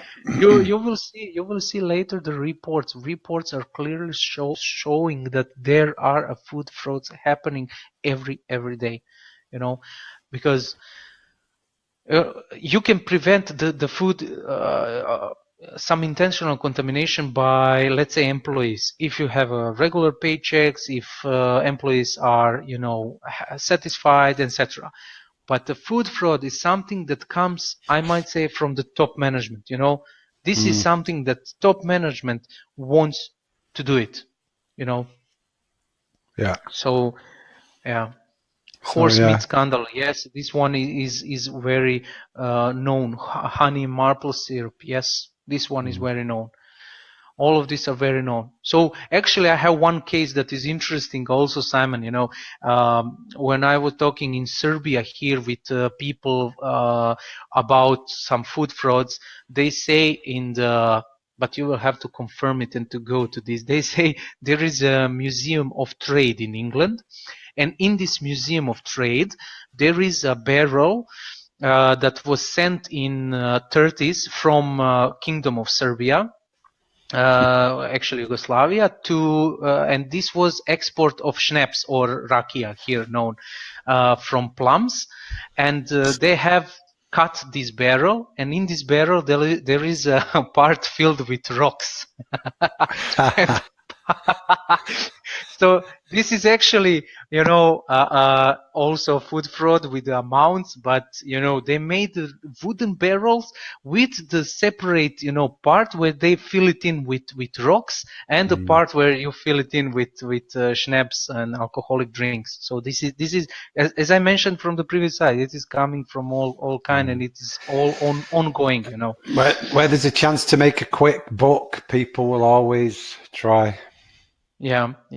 Okay, so actually the food fraud is emerging world food risk, and GFSI defined food fraud as food fraud including the subcategory of economically motivated adulteration is of growing concern. It is deception of consumers using food products, ingredients and packaging for economic gain, and includes substitution, unapproved enhancement, misbranding, counterfeiting, stolen goods or others. Later on, GFSI a little bit revised the food fraud because of the experience, and said a collective term encompassing the deliberate and intentional substitution, addition, tempering, or mispresentation of food, food ingredients, or food packaging, labeling, product information, or false or misleading statements made about a product for economic gain that could impact consumer health. You see, they added here that this economic gain also could impact consumers' health. It is not just about economic gain that includes substitution and changes, but it also could impact consumer health. And because of this sentence, it really raised the awareness of the people about what is a food fraud and why we should really think about it in our production or the products that we are buying. The first thing is economically motivated adulteration that we already mentioned. And this is economically motivated food change. This is most often associated with the concept of food fraud, and it is one of its subcategories. Adulteration is the addition of something extraneous, improper, or inferior. However, economically motivated food changes can harm the health of consumers. It could happen in different types, like unapproved enhancement, like adding of substance to improve a characteristics, melamine to increase protein content in milk powder, substitution like substitution of cheaper ingredients of raw material, horse meat, or cheaper species of fish, dilution like expanding more expensive raw material with cheaper alternatives, and concealment, the use of compounds for the concealment of inferior goods like harmful colors on inferior fruit, use of bleach to disinfect poultry meat, etc. If you look at some cases that already happen, we can say, let's say this is the case from 86, this is unapproved enhancement, this is methanol in wine. The first clamorous food scandal, 19 dead, dozens of people intoxicated, affected by serious injuries, remained blind. The entire wine sector is put in crisis because of this. Methanol is actually a natural component of wine. Adding it to wine means increasing the alcohol content and the commercial value of poor quality wine. Methanol taken over 25 milliliters causes very serious damage like blindness, coma, until death. Here exports dropped by more than a third, from almost 18 to about 11 million hectoliters, for a fall in sales to 1.260 billion lire, and compared to 1995, 21 million hectoliters remained unsold. So this is unapproved enhancement. Regarding the substitution and dilution, this is something that is really easy to perform, like olive oil. So researchers found that olive oil, someone already mentioned it, Carla mentioned that olive oil happened in her country. So researchers found that olive oil, even the extra virgin kind, is the most adulterated food. Usually cut by hazelnut oil, sound good to any nut allergies, suffers out there. But I might say that even the hazelnut oil is a little bit expensive in some cases. So other important ingredients include corn oil, sunflower oil, peanut oil, even some mineral oils that are added in the olive oil to enlarge the amounts and sell it as some extra virgin kind. So this is substitution, this is dilution types of the economically motivated adulteration. If we talk about concealment, so actually the concealment, this is mozzarella milk-free from 86. Operation have led to the seizure of tons of milk-free mozzarella produced by using almost exclusively unacceptable raw materials such as casein, butter, and cheeses expired or expiring. In 1 year, over 1.3 billion pounds of sterile milk, 86 million pounds of curd, and 100 million pounds of milk powder come to Italy, of which about 15 million pounds of casein. In case of mozzarella, the use of casein is prohibited. However, in January 2009, can be incorporated up to 10% in cheeses instead of milk in accordance to community legislation, and this led that they try to conceal something that is unacceptable raw material, because actually this was like end of shelf life or really low quality. If you look at the also concealment during Europol Opson, we already mentioned EU coordinated action. Food fraud network performed in 11 countries, European countries. The illegal practices included species substitution and fraudulent selling tuna intended for canning as fresh. In this case, the tuna intended for canning was illegally treated with chemical substances that altered its color to give the misleading impression of its freshness. You maybe remember it from the TV.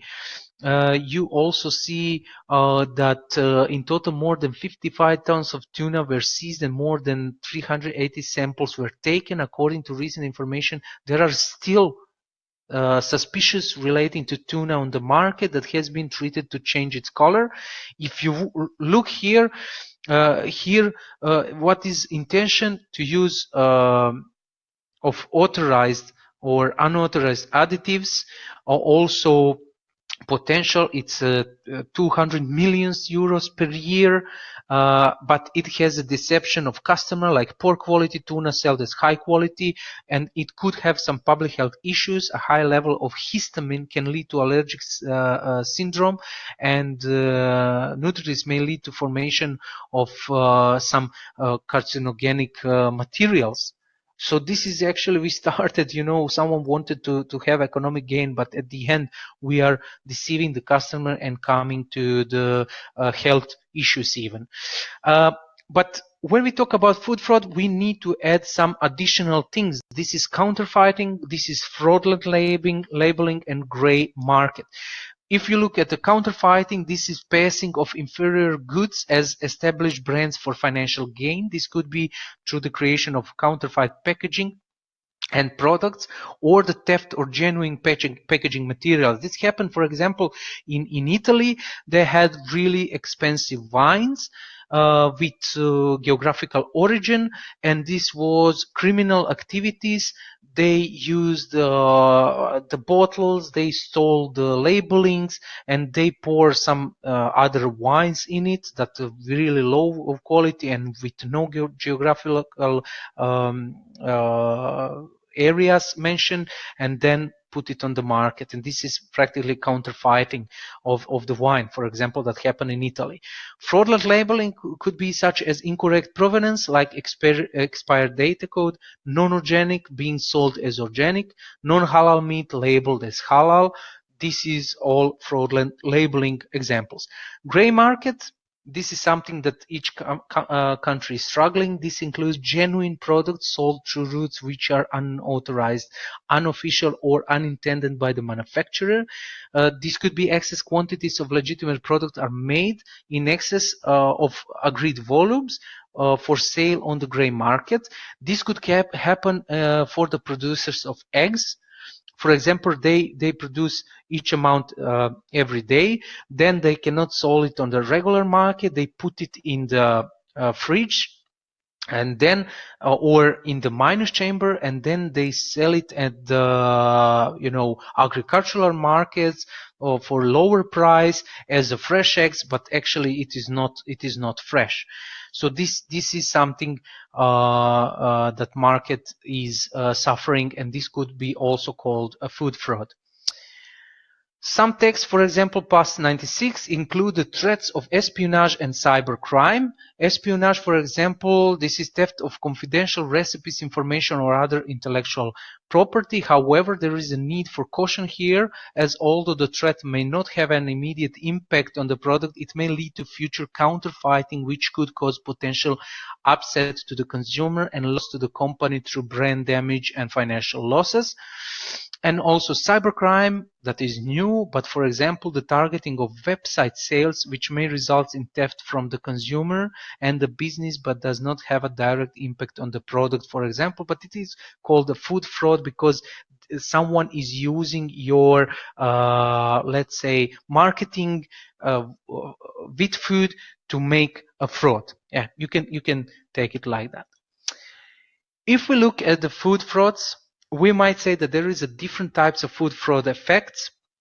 We have effects that are relevant for food safety. We have effects that are not relevant for food safety. And we have some that focuses only on product and some that focuses on process. If we look at the relevant for food safety and focuses on product, this is adding harmful substances for financial gain. This could be adding of mineral oil, glycol, melamine, etc. Also relevant for food safety but focuses on process. This is the change of manufacturing process or product related to health risk. This could be changes of shelf life, adding of hormones or not mentioning them or not analyzing, methanol also adding, etc. If you look at the non-relevant for food safety but focuses on process, this could be the change of process in order to produce a cheaper product like added water, for example.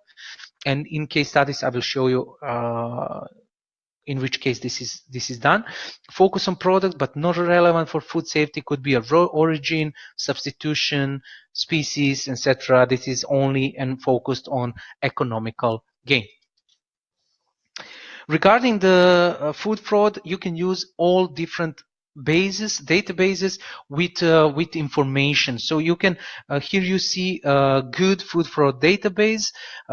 This is the CERNIS. It operates the food fraud database initially developed by the US Pharmacopeal Convention. It is used to help producers and retailers make informed decisions about ingredients in their portfolio that may have a greater potential of being adulterated. The goal is to provide brand protection to increase consumer trust and support food safety regulations of the US Food and Drug Administration. This database brings together some perspective of academic institutions, health practitioners, producers, trade associations, etc. What is important here to mention for this is that actually you will have to have the access code for this. Sometime I think you will need to pay to log it in, but when you have the access, you can have this database all available for you, and you can look for all the ingredients, adulterants, for some hazards, etc., which could really help you in developing your food fraud plan, of course.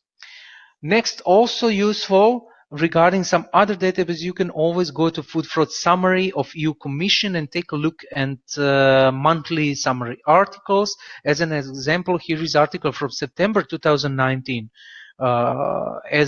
And when you look at this monthly summary of articles on food fraud and adulteration, you see that there are some regions happening. For example, on the first, there is some changes in the meat, like dilution. French authorities have investigated a case of fraudulent increase of the weight of chicken meat with water. The meat, which came from Denmark, was sold to associates that provided meat to people with low income. This type of fraud is not harmful to consumers' health, but affects their budget. So you see, fraudulent activities are becoming more and more strict, and this is something that could happen, and these summary articles could help you to see what is happening. Maybe if you have some raw materials coming to your company, to check these raw materials, are they maybe affected or coming from the countries that is affected. Okay. Regarding the additional database, for more details, you can use World Factbook of Food. I think that for all types of groups of food, you will need some access, but some of them are free. Example here is for baby food. And here you can see when you go to this site, you have the link under the picture. You can see all types of foods. You can see the product uses, some product codes, standards, but also you can see some food safety and defense, what happened in the history with these products, and this would really help you in developing your own practically food defense, food fraud vulnerability assessment and mitigation plan.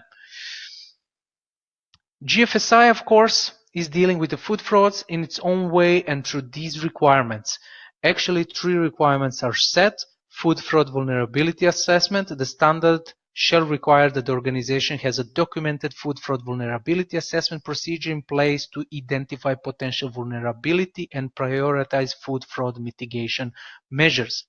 Also, the standard shall require that the organization has a documented plan in place that specifies the measures the organization has implemented to mitigate the public health risk from the identified food fraud vulnerabilities. And food fraud mitigation plan, the standard shall require that this food fraud mitigation plan is supported by organization food safety management system. As you see, this is the similar as a food defense plan. Of course, all the certification scheme requirements are applied to the standards that we already spoke about: IFS, FSSC, BRC, SQF manufacturing, and the global GAP. If you look at the IFS, this is point 4, where it is said about the food fraud, and it is new. Actually, it starts to be used in this year. It is saying that a documented food fraud vulnerability assessment shall be undertaken on all raw materials, ingredients, packaging, and outsourced process to determine the risk of some fraudulent activity in relation to substitution or mislabeling, adulteration, etc. Also, what is needed to define here is a documented food fraud mitigation plan. And in the event of increased risk, food fraud vulnerability assessment needs to be reviewed at least annually.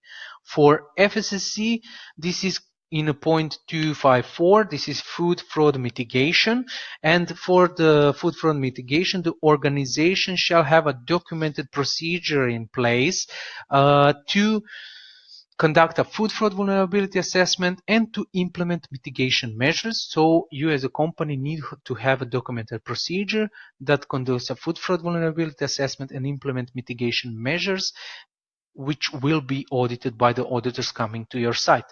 The organization also shall have a documented food fraud mitigation plan. This is similar to food defense plan, but only focusing on the fraudulent activities. And the food fraud mitigation plan shall be supported, of course, by the food safety management system and comply with some legislation that is applicable in your country or countries you are producing your product. For BRC8, if you look at this standard, there is a lot of different requirements mentioning also the food fraud. In this case, this is 5.4, product authenticity, claims, and chain of custody. Mentioning BRC that companies shall have process in place to assess information on historic and developing threats to the supply chain. Also documented vulnerability assessment, also assessment plan. It should be formally reviewed annually. And of course, in case that there are some raw materials identified as being at particular risk or adulteration or substitution, some testing process to mitigate the identified risks need to be performed. SQF, again, really clear about it in the food fraud 272. It is saying the methods, responsibility, and criteria for identify the site's vulnerability to food fraud shall be documented, implemented, and maintained. So you will need to have food fraud vulnerability assessment. This assessment will lead to a food fraud mitigation plan that shall be also developed and implemented, which specify the methods by which identified food fraud vulnerabilities shall be controlled. And of course, this food fraud vulnerability assessment and mitigation plan should be reviewed and verified at least annually. If you look at the global gap, this global gap for agriculture again added in all farm-based checklist at point 16, food fraud mitigation, and it is saying risk assessment to identify potential vulnerability to food fraud should be defined, and it is mentioning the propagation material, non-food grade packaging material, etc., and also a documented food fraud mitigation plan should exist. If you look at all the requirements, one main thing that you should think about and always if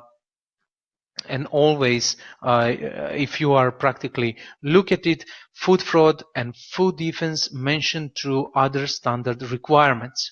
So if you look at it, food fraud and food defense are also mentioned through some other standard requirements. For example, in BRC you have 5.4, this is product authenticity, claims, and chain of custody, but also in the requirement 3 of the BRC, for example, for hazard analysis or other requirements, food fraud and food defense are also mentioned, meaning that through whole food safety management system, you need to think about threats and you need to think about the vulnerabilities.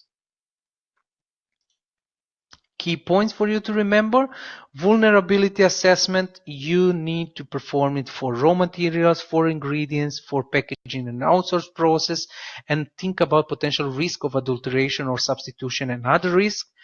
You should have documented food fraud mitigation plan or a vulnerability assessment plan, developed and implemented, methods described, and mitigation measures really clear.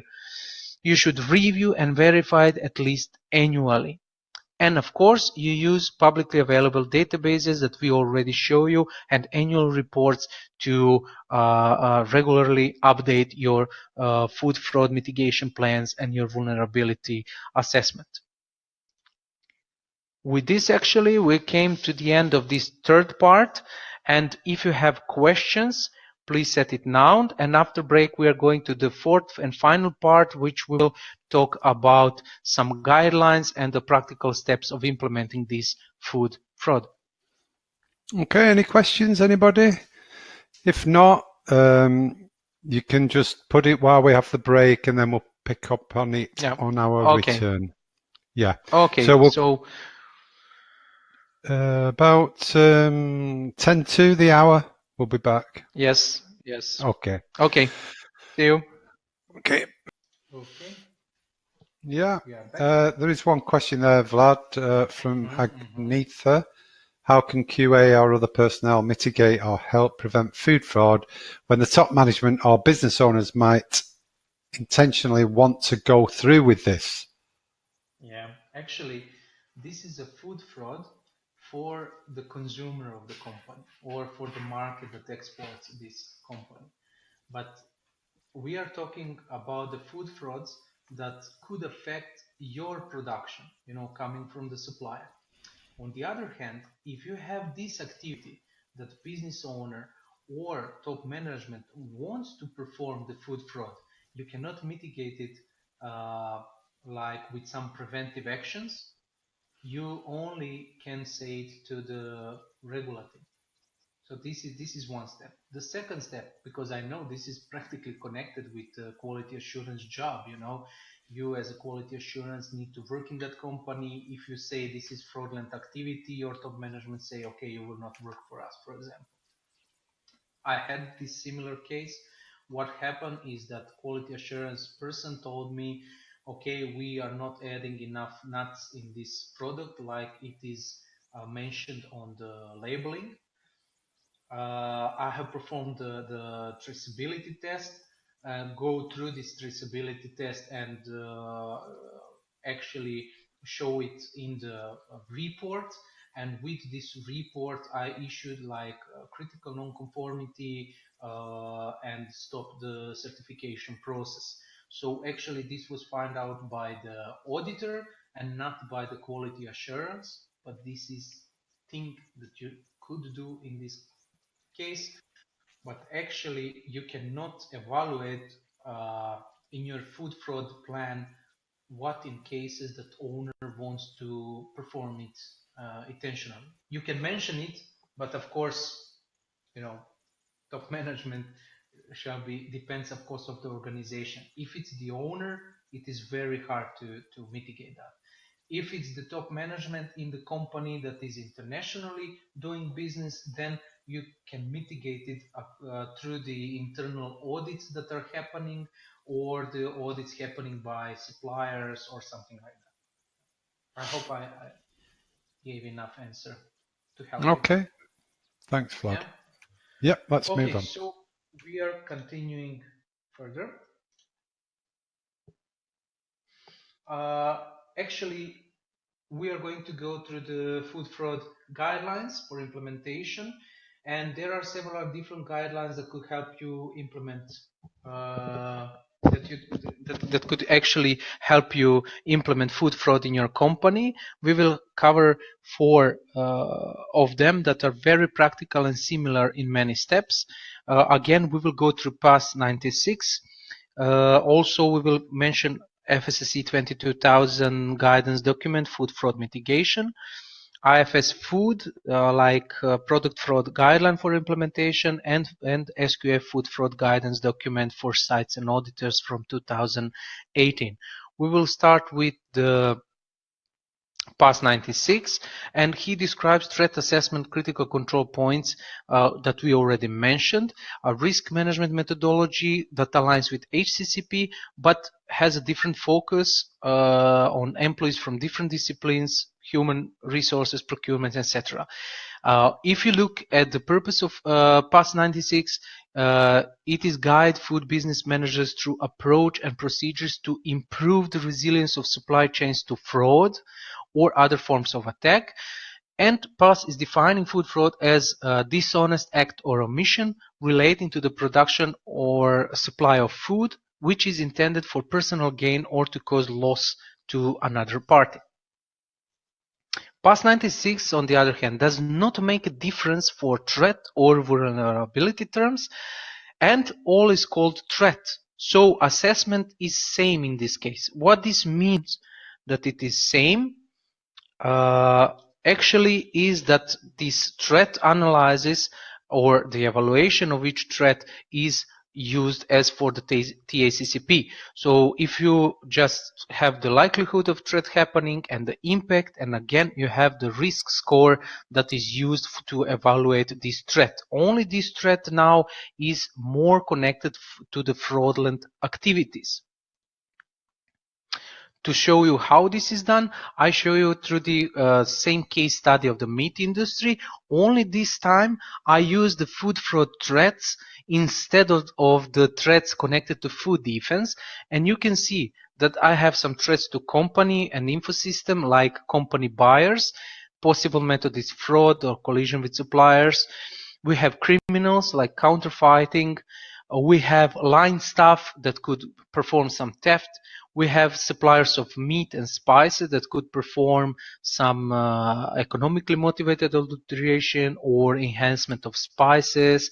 Also, we can have threats from suppliers of meat, like excessive water in frozen meat delivery. So this is some food fraud connected threats. You know, there is no threat for the with hazards or something like that, only threats connected with economically motivated adulteration. If we go further, again following the same steps like threat identification, in the steps of reception control, raw materials, spices, we can have threat like fraudulent substitution or enhancement. And the vulnerability could be that performed on supplier location, transport, or during the reception. Access is by the supplier or criminal, and mitigation is that we have maybe contract with the supplier and transporter and train staff. We don't have contaminant in this case. Impact of the process could be negligible, but we have some reception controls by trained staff, sensory tests regularly performed, and likelihood of happening is 4 and impact is 3 in this case. For the same step, we could have some reception control like raw materials, frozen meat, and fraudulent activities here is with added water, for example, in the meat. This vulnerability could happen on the supplier location, again by supplier or criminal. We have the approved supplier, long time of cooperation, for example, but impact of a process here is mentioned. We have some reception control done by trade staff, sensory tests regularly performed, but only this step could be noticed in process of defrosting because we get frosted raw materials. Likelihood is 2 and impact is 2 evaluated here. When we go to threat assessment, again, I put it as a threat B. I put D in a step of when supplier of spices perform fraudulent substitution. Also, supplier of meat is adding water, and we evaluated likelihood and the impact. At the end, we have to prioritize these threats connected with the food fraud. We have the threat B. This is criminal activities, and it is with a high risk, so we need to practically track what we shall do to implement some mitigation steps, etc. For D01, we have the moderate risk. Again, this is for us high risk or the risk where we need to implement some immediate steps. Okay, so for the also some steps of the D01 for the adding of water. We have some internal controls. It can be so on the defrosting step, and because of this is low risk, so this is something that is not important too much for us. Okay, if we go further with the food fraud guidelines for implementation and FSSC 22000, this is practically new, and FSSC is saying you should go through some step like establishing a food fraud mitigation team. Of course, this team could be the same as the food defense team. Conduct a food fraud vulnerability assessment. Of course, you can do it immediately when you are doing the food defense threat assessment. Define the significant vulnerabilities, identify and select proportion controls measures for the significant vulnerabilities. You can document the vulnerability assessment control, and of course have the food fraud prevention plan. And at the end, you will of course have to perform the training and communication strategy and implement the food fraud prevention plan in your company.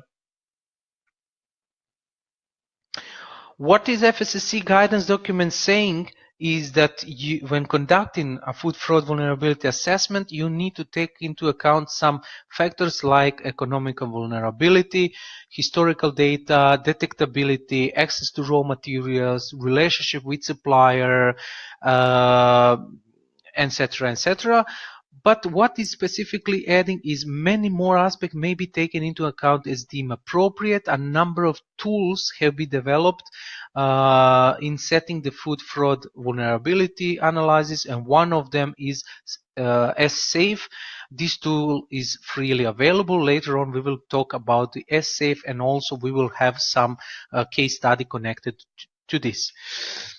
When defining a preventive strategy, also the potential vulnerabilities, you can have a risk matrix similar to HCCP, like likelihood of occurrence and consequences. Probability is an important factor of likelihood of occurrence, and this is something that you can also, FSSC saying you can use a TACCP already mentioned.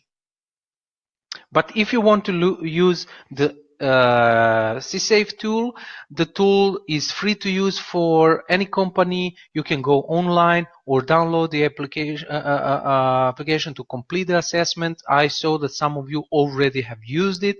You can use the tool to assess your vulnerability to fraud at an ingredient, product, brand, facility, country, or company-wide level. If you want help deciding on where to apply the tool in your organization, you can complete the decision tree.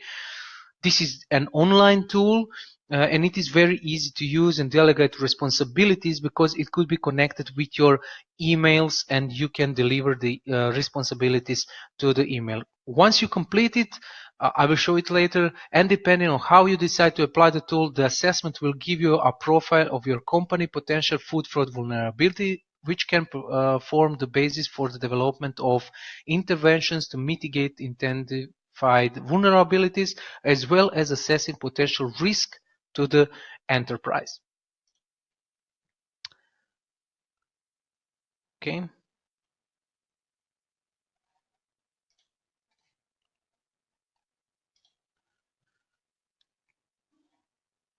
Okay, I'm trying to change the slide, but I don't see that change happened. No, it seems to have stuck. Let's let's stop sharing the slides and then re-share them. Okay. So let's put our. Okay. Oh, okay. Right, okay. Here it is. Here it is. Okay. So next, I want to show you actually the food fraud, but done through the FMEA. I used the case study from the same dairy industry that we mentioned for the food defense. I only mentioned here 2 process steps for you to make it more clearly. Process steps is again collection of raw milk from farmers. You know that we had a threat that was actually adding of some intentional contamination. In this case, the threat is fraudulent activity, adding of water to enlarge the amounts of milk. So the same process step, the same person is doing it, but only in this time it is adding water to enlarge the amounts of the milk. It has no health risk, but okay, now it is moving fast because it is clicked. Okay, I will continue and it will return. So it has no health risks. It has low quality of delivered product. It can affect further. This practically threat cause would be because of the it is economically motivated by farmer. Price of milk is lower than expected, and for the example we can have right now mitigation measures, like regular payments. Milk is controlled by transporter prior to loading visually. Again, we calculated risk priority number, which is 128. Although it is medium, we propose some measures like internal laboratory test for freezing point, etc. So this taken measure, we implemented activity. Each delivery is tested and communicated to farmers. And again, we calculated the risk priority number and got 16. But we were thinking about some additional stuff, We implemented these internal laboratory activities and tests for freezing point of the milk, because if they add water, freezing point changes and it could be really easily found out.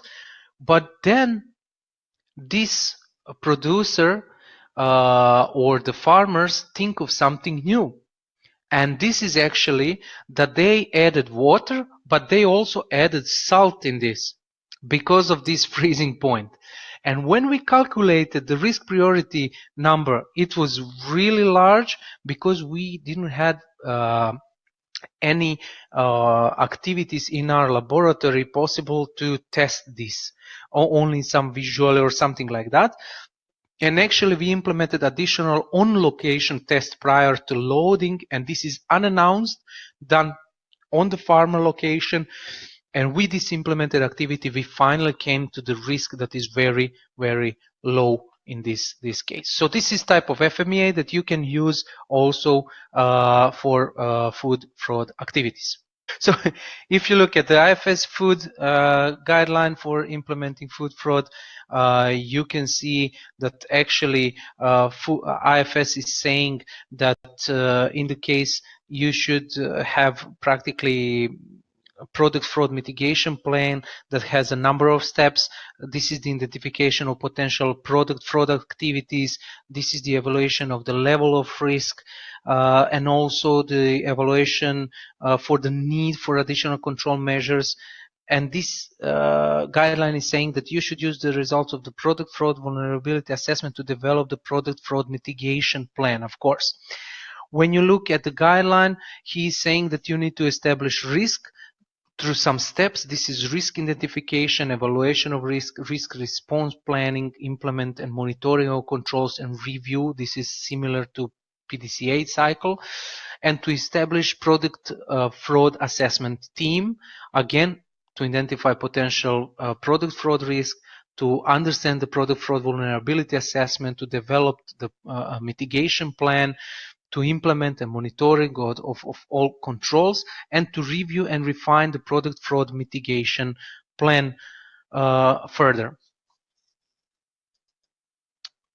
Okay, if you look at the IFS guideline for implementing food fraud, companies may undertake a number of risk assessments which follow risk management principles but may differ in their detailed methodologies. So typical risk assessment commonly used within a food industry are HCCP and within incident management procedures to establish some course of action. IFS cannot prescribe the detailed methodology of risk assessment a company should use. However, they should use the method they feel most comfortable with and are experienced in using. So typical approaches that IFS is mentioning is practically matrix, like quadratic matrix, decision tree, spreadsheet, etc. Here is an example of typical quadratic risk matrix. It is similar as TACCP, and As it's similar to TACCP, you can see that you will evaluate likelihood and impact. You will have the zones, and when you put some of the risk, it actually shows you like the example how this risk could be assessed. Also, what companies may undertake here is the example that we have for product vulnerability risk matrix with risk rating for likelihood of occurrence and likelihood of detection. And figure 5 is example of product vulnerability risk matrix with scored risk rating for also likelihood of occurrence and detection on annexes and product risk rating within the matrix. On the first figure, you can see that likelihood and the current decision is marked orange with high, and low are blue. And if you are using this through the IFS guideline, this is really nicely explained how you can implement it and how you can evaluate it, of course. The good thing in the guideline is that you have an example of a food fraud mitigation plan. And this example of a food fraud mitigation plan is provided for raw materials, ingredients, food, and also outsourced processes.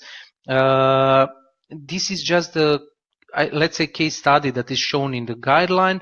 And you can see for the example raw material here, extra virgin olive oil.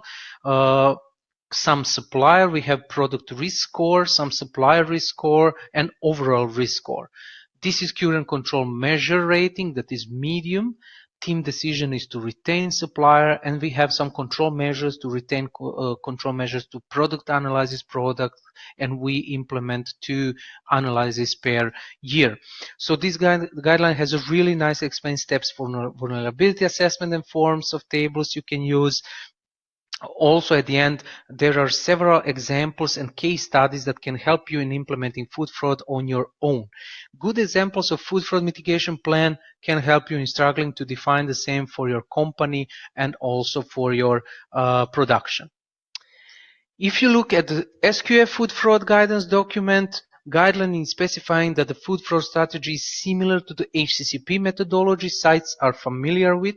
In general terms, it is to identify the risk or the vulnerability in these cases, to determine corrective and preventive actions, mitigation strategies, to review and verify, and to maintain the records. SQFI recommends that suppliers initiating their food strategy seek assistance from one of the many resources that are available online. And all the SQFI lists these resources. They have no responsibility for the information they provide or the outcome of the assistance they offer. And then SQF partners with the Food Fraud Initiative at Michigan State University. You can also use other resources that could be considered. This is PVS Food Fraud Vulnerability Assessment and the USP Food Fraud Database. I saw that some of you already shared the links. Of course, you have the links on each page for later on review. Because of these guidelines, I try to make for you some case study for bakery industry, and I will show you actually the CSAFE Excel sheet that was downloaded let's say last year, and it is available for you in the download section. And I will also show you the same case study done through the software tool. So this time I use some bakery industry. Number of employees is 269. Location, it is city outside of living area, actually separated from other industries, good connection to all retail stores. Products are daily bread, traditional pies with cheese or meat, pancakes, donuts. They implemented FSSC, trying to comply with new version 5 requirements.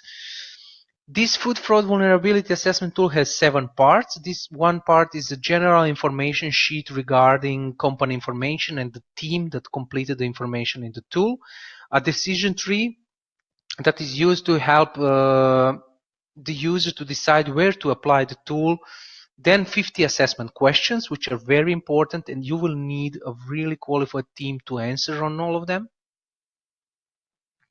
Also, main spider webs providing a general overview of the findings, detailed spider webs providing further insight into the findings, and outputs enabling the user to propose potential mitigation strategies and techniques for identified vulnerabilities. And of course, a final report summarizing the outcome of the assessment. This is very important for you. Actually, when you come to the final report, who is summarizing the outcome of the assessment, you can have also there the food fraud mitigation plan, or you can develop it additionally. Okay, so this is a CCF tool in Excel model. I think that maybe you can still find it on the web for download, but since software tool is available, maybe it will be hard. Nevertheless, I gave you some version in download section. Still, here I will show you how food fraud is assessed for the bakery industry.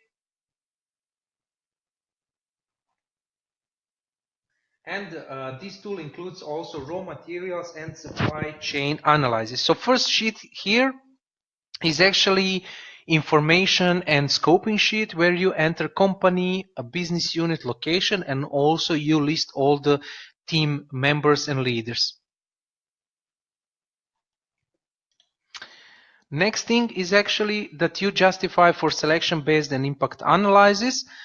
When you go to the impact analysis, you can go through the decision tree. Decision tree is also shown in the Excel sheet. When you go through the decision tree, you have some similar questions. With these questions, you come to the answering of the 50 questions later that is shown in the sheet. This is just the first step. The main step is here where you have 50 questions. These questions are actually focused on supply chain. Questions are focused also on the market and also focused on the raw materials, meaning the production you have. For each of the question, you have the reason for asking the questions. And actually you have the answer option, like the option 1, option 2, and option 3. In this case, you can see that some useful information sources to help you as a user to answer these questions. And the recommended expertise to fill out the question, of course, that will help you to decide who will be in your team. In this case, I evaluated all the questions. For all selected questions, you just mention which is the answer, and then you perceive certainty, reliability of the answer by assessors answering the question. And you can say that I'm uncertain, or reasonably certain, or very certain. After you evaluate each of the 50 questions, and for each of these 50 questions, you can also input some comments, or you can input some details or action plan. Sorry. The next thing is actually that you get all the spider web informations with the opportunities, with the motivations, and with the controls and the steps where you are lack in it, or let's say where you are vulnerable, and you have to improve these steps. If you go even further, you have some detailed step, and in these detailed steps you can see what is vulnerable in your company or in your processes. For example, you can see the opportunities plus economic motivation, and in this case I also put this case in the download section so you can see and maybe input some additional data.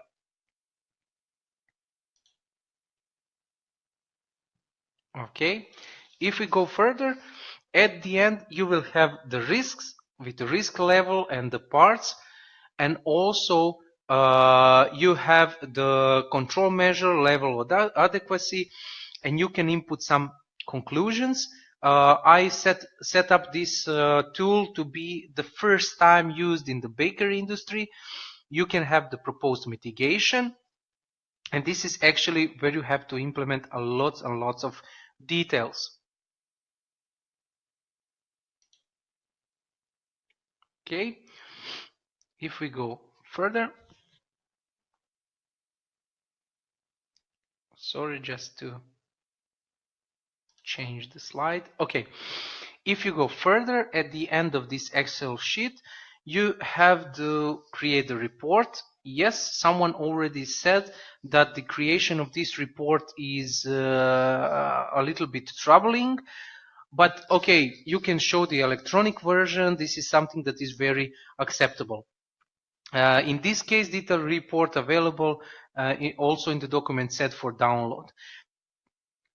If you are very good at this, time needed for Excels with low details could be 2 hours, mainly focus on process and no details about raw material. This is just general, you know, and you can have lots of different materials, like the bakery, for example, that has lots of different raw materials. So you will have to think about, you know, all the things that could happen with your specific types of raw materials. When you look at, yeah, I see the question, how much concern would a supplier be who has a high-level GFSI audit? It depends. You know, in this case, you can check it in the checklist. But in this case, it depends, is this supplier someone that you are still starting to do the business? If it's first time you're starting to do business, then you should check historically, did this supplier had some issues on the market, you know? And then also you should check, is he delivering to you some products that are easy to perform the food fraud? And again, you can check with the internal laboratory for possible frauds that could happen, you know. So in this case, when you analyze, concern could be different. If this is supplier that you are doing business for a long time, no issues in previous time, it has a high level GFSI audit, it is not high concern, you know. But if it's you are starting first time, it is supplier from the country that is let's say having a lot of fraudulent activities, then it is a concern that you need to think about. Sorry. Okay. Okay. If we go further, I also used for the same case study. This time I use it through the software tool, and I might say that this software tool is pretty much easier to use. I see that some of you already are mentioning that used this tool, and for me personally it was really easy to use. If you go on the link, you will have to input some details, and you will have the access to the full software tool. Software tool is leading you through some steps. First step is to consider each object, like safety risks, some economic value, etc. Also, you will have looking at those 3 measures, make a short of 5 to 10 objects. For each object, you will have terms of safety, economic damage, damage to your image. In step 2, for each object, you will identify the main direct suppliers of material and the object's main customer, also chain industry, and etc. First thing is the assessment details, where you put the details like we mentioned, the company size, or the employee size, location, and also industry of change. So this is something that you have to take it from the drop-down list. This is, you can enter also some additional data for the company to describe it, etc. If you follow the steps, you will have to evaluate the opportunities, the motivations, and to evaluate the control measures. Practically, this is similar to the Excel sheet, but it is much more comprehensive. It is much more visibly easier to use. And this is just one example of the question. How simple or complex is adulteration of your raw materials? Here you have some guidance text, and also your assessment. Is it applicable, or maybe it is not, etc. You can evaluate it, and certainty of answer. This is similar to the Excel sheet. Next, if you evaluate the question, this is how it looks when you're evaluating the questions. Again, you have, I think, at least 50 questions. At the end, when you finish all the questions, you don't have to finish it immediately. You can finish it, I don't know, start it and finish it in next day. Next day, it is also saving your data. After you finish everything, you are ready to submit your assessment. And when you click next, practically, you will have assessment report that looks like this, and this assessment report, you can download it and it is in the PDF, or it is sent directly to your email. In this assessment report, this is practically all the data that you inputted, and this assessment report is also showing all the vulnerable places that exist in your company. In this case, we can look at the opportunities and answers, and you can see which points are vulnerable, and you have to implement some action steps. Of course, while answering these questions, you have the specific fields where you enter the action steps, and with these action steps, practically at the end in the report, you have a clear food fraud vulnerability assessment, but also action steps, what you should do to mitigate this, and also what should be done. Of course, if you want to show this to the auditor or someone coming to your company, then you can of course translate it to PDF or send it to your email. At the mere end, we can say that these 3 case studies shown uses of 4 different tools. So conclusions are presented, but still this is only made on experience of teams in these 2 companies and can be changed depending on industry, company size, and country. Actually, TACCP or VACCP, you need to develop forms to perform threat or vulnerability identification evaluation. This is where PAS 96 can really help you, but you need time to develop it. At the end, you will have numerous documents. You need really specific knowledge, and it is mixed food defense and food fraud. Again, you can use the FMEA. This is good tool for first time implementing the process of food defense and food fraud.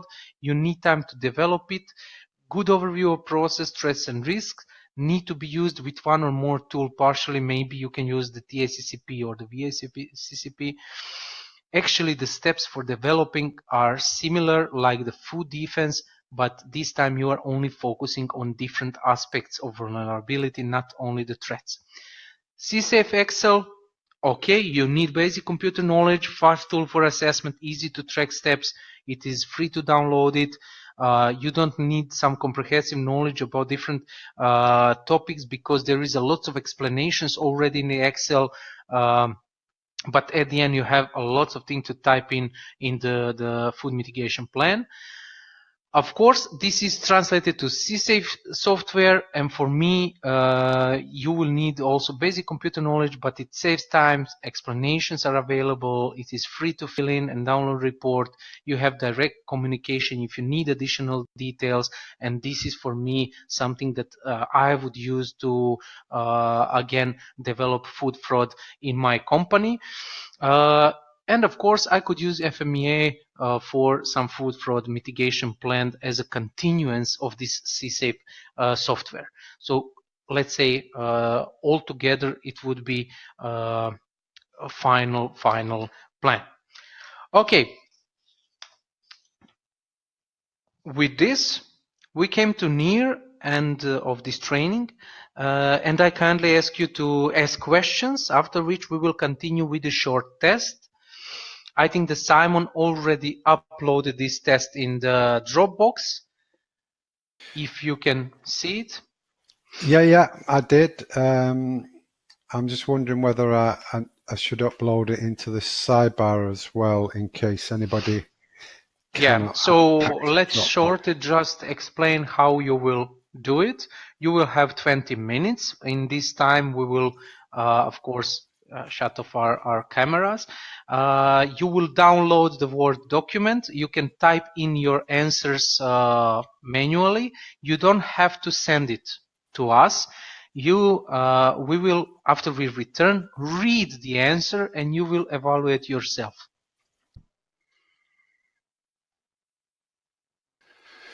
Okay, we're back. Yes, we are back. Hopefully people are coming to an end because there is not lots of questions, only 8 of them. So actually we are going to read now the answers. You will go through your answers, and later on, after we finish, you just type in the chat box number of correct answers. So let's start from the first question. In the first question, you had to connect the terms with corrected ones. So HCCP, it is connected with the science-based or the foodborne illnesses, number 2. TACCP, it's number 3, it is ideologically motivated. And we have VACCP, this is economically motivated, number 1. If you write the number 2, 3, 1, then this is a correct answer. Second question, list threat categories. If you inputted economically motivated adulteration, malicious contamination of food, and fraudulent use of company name or branding, these could be threat categories, and they are similar to a food defense and food fraud, of course. Third question is melamine to increase protein content in milk powder is which type of economically motivated adulteration? If you marked unapproved enhancement, then this is a correct answer. Unapproved enhancement.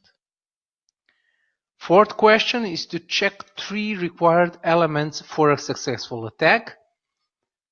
If you checked motivated attacker, capability, and opportunity, these are the 3 elements. Motivated attacker, capability, and opportunity. Fifth question is to list 3 tools for threat assessment. This could be TACCP, Food Defense Plan Builder, it could be FMEA, so these are the 3 tools for threat assessment. If you think of some else tools, you can also add it. 6 is list some of the food fraud effects that are relevant for food safety and focused on process. If you remember those that slide with separations, this could be a new date of shelf life, it could be the hormones, it could be the methanol, etc. 8. Food fraud and food defense plans should be reviewed at least once per year, and one crisis situation happen, so the longest answer is the correct answer. So if you had correct 8 answers, please type it in the chat bar. Also, if you had 5 or 4, type it in the chat bar just to see how good presentation was. Also, you will have these answers in the downloadable section. Yeah, I found that quite tough actually. I've loaded these test solutions in the sidebar, so you can download them there, and they're also in the Dropbox folder. Oh, they will be actually. Okay. It's not pass or fail. Yeah, it's 8-7. Nice. I saw that someone wants to ask the question, so if you have it, please type it. If you have some other questions for us. Okay. Well, you've done quite well actually. Yeah. Okay, nice. So we have one additional slide for you and one additional pool for the end. You remember that we asked okay, see, just to answer the question, please can you clarify how shelf life is related to the processed food fraud effects? Yes, if you change the shelf life on the labeling of the product, the labeling is the process that you are doing, and marking the shelf life is the process. This is why this is the process food fraud effect. That's it. But it could have effects on health, but it could have no effects to health also. So this is something, this shelf life could be related to both things. It is not related only to the product. Okay, so before we move on to the last poll, or while we're doing that, if you do have any further questions, feel free to type them in the chat box now. Yeah. Okay. So for the end, actually take your piece of paper, read it, and answer next poll. Did this webinar fulfill your expectation? You will have the poll, and you can type in yes, no, or not sure in this case. No, Zifo is just asking further methanol there. So the process, because you are adding methanol in the process of production. This is why this methanol is related to the process food fraud effects. Okay. Well, that's not a bad result, Vladimir, up to now. No. Well, unless only one person's voted. Hopefully a fair proportion of the 50 have. So, okay. Very good. Yeah. So, is that the final piece now, Vladimir? Yes, that's the final piece. On this presentation, at the end, you will have additional links to all the documents that you need. This presentation is available for you to download. So if you download it, you will have additional data on these links available. Of course, you have our contacts and IFSQN contact. If you need some additional explanations or contact with us, you can, of course, send the email and we will gladly answer to you. Okay. Just one thing, I've loaded the link to the certificate, your personalized certificate. So if you browse to that folder, you'll find your name listed there and you'll be able to download or print your certificate, your personalized certificate. It's not pass or fail that end test. It was just a little knowledge test. So thanks very much. You will have 30-day access to this webinar to rewatch at your leisure. You've got all the documents in there. There were only 7 questions, was there? Deborah's saying, Vladimir, on the quiz, on the test. Maybe we moved some of the numbers. Okay. We will check it, of course. We'll have to check it again for the next one. Okay, so yeah, like I say, you'll have 30-day access to the recording. You've got all the documents there. If you do have a question, Vladimir is always happy to answer. So just send an email to us at IFSQN. On behalf of myself and the audience here, thanks very much, Vladimir. It was a great presentation, nice 4 hours spent, and lots of knowledge imparted. So thank you, Vlad. Thank you. See you next time on the IFSQN or Food Safety Fridays, Food Safety Live, and enjoy. Yeah. Bye. Okay. Cheers, Vlad. Thanks for your attendance, everybody. Enjoy the rest of your day. Have a great weekend. And if you need us, just email team@ifsqn.com. Okay. Take care, everyone. Bye-bye.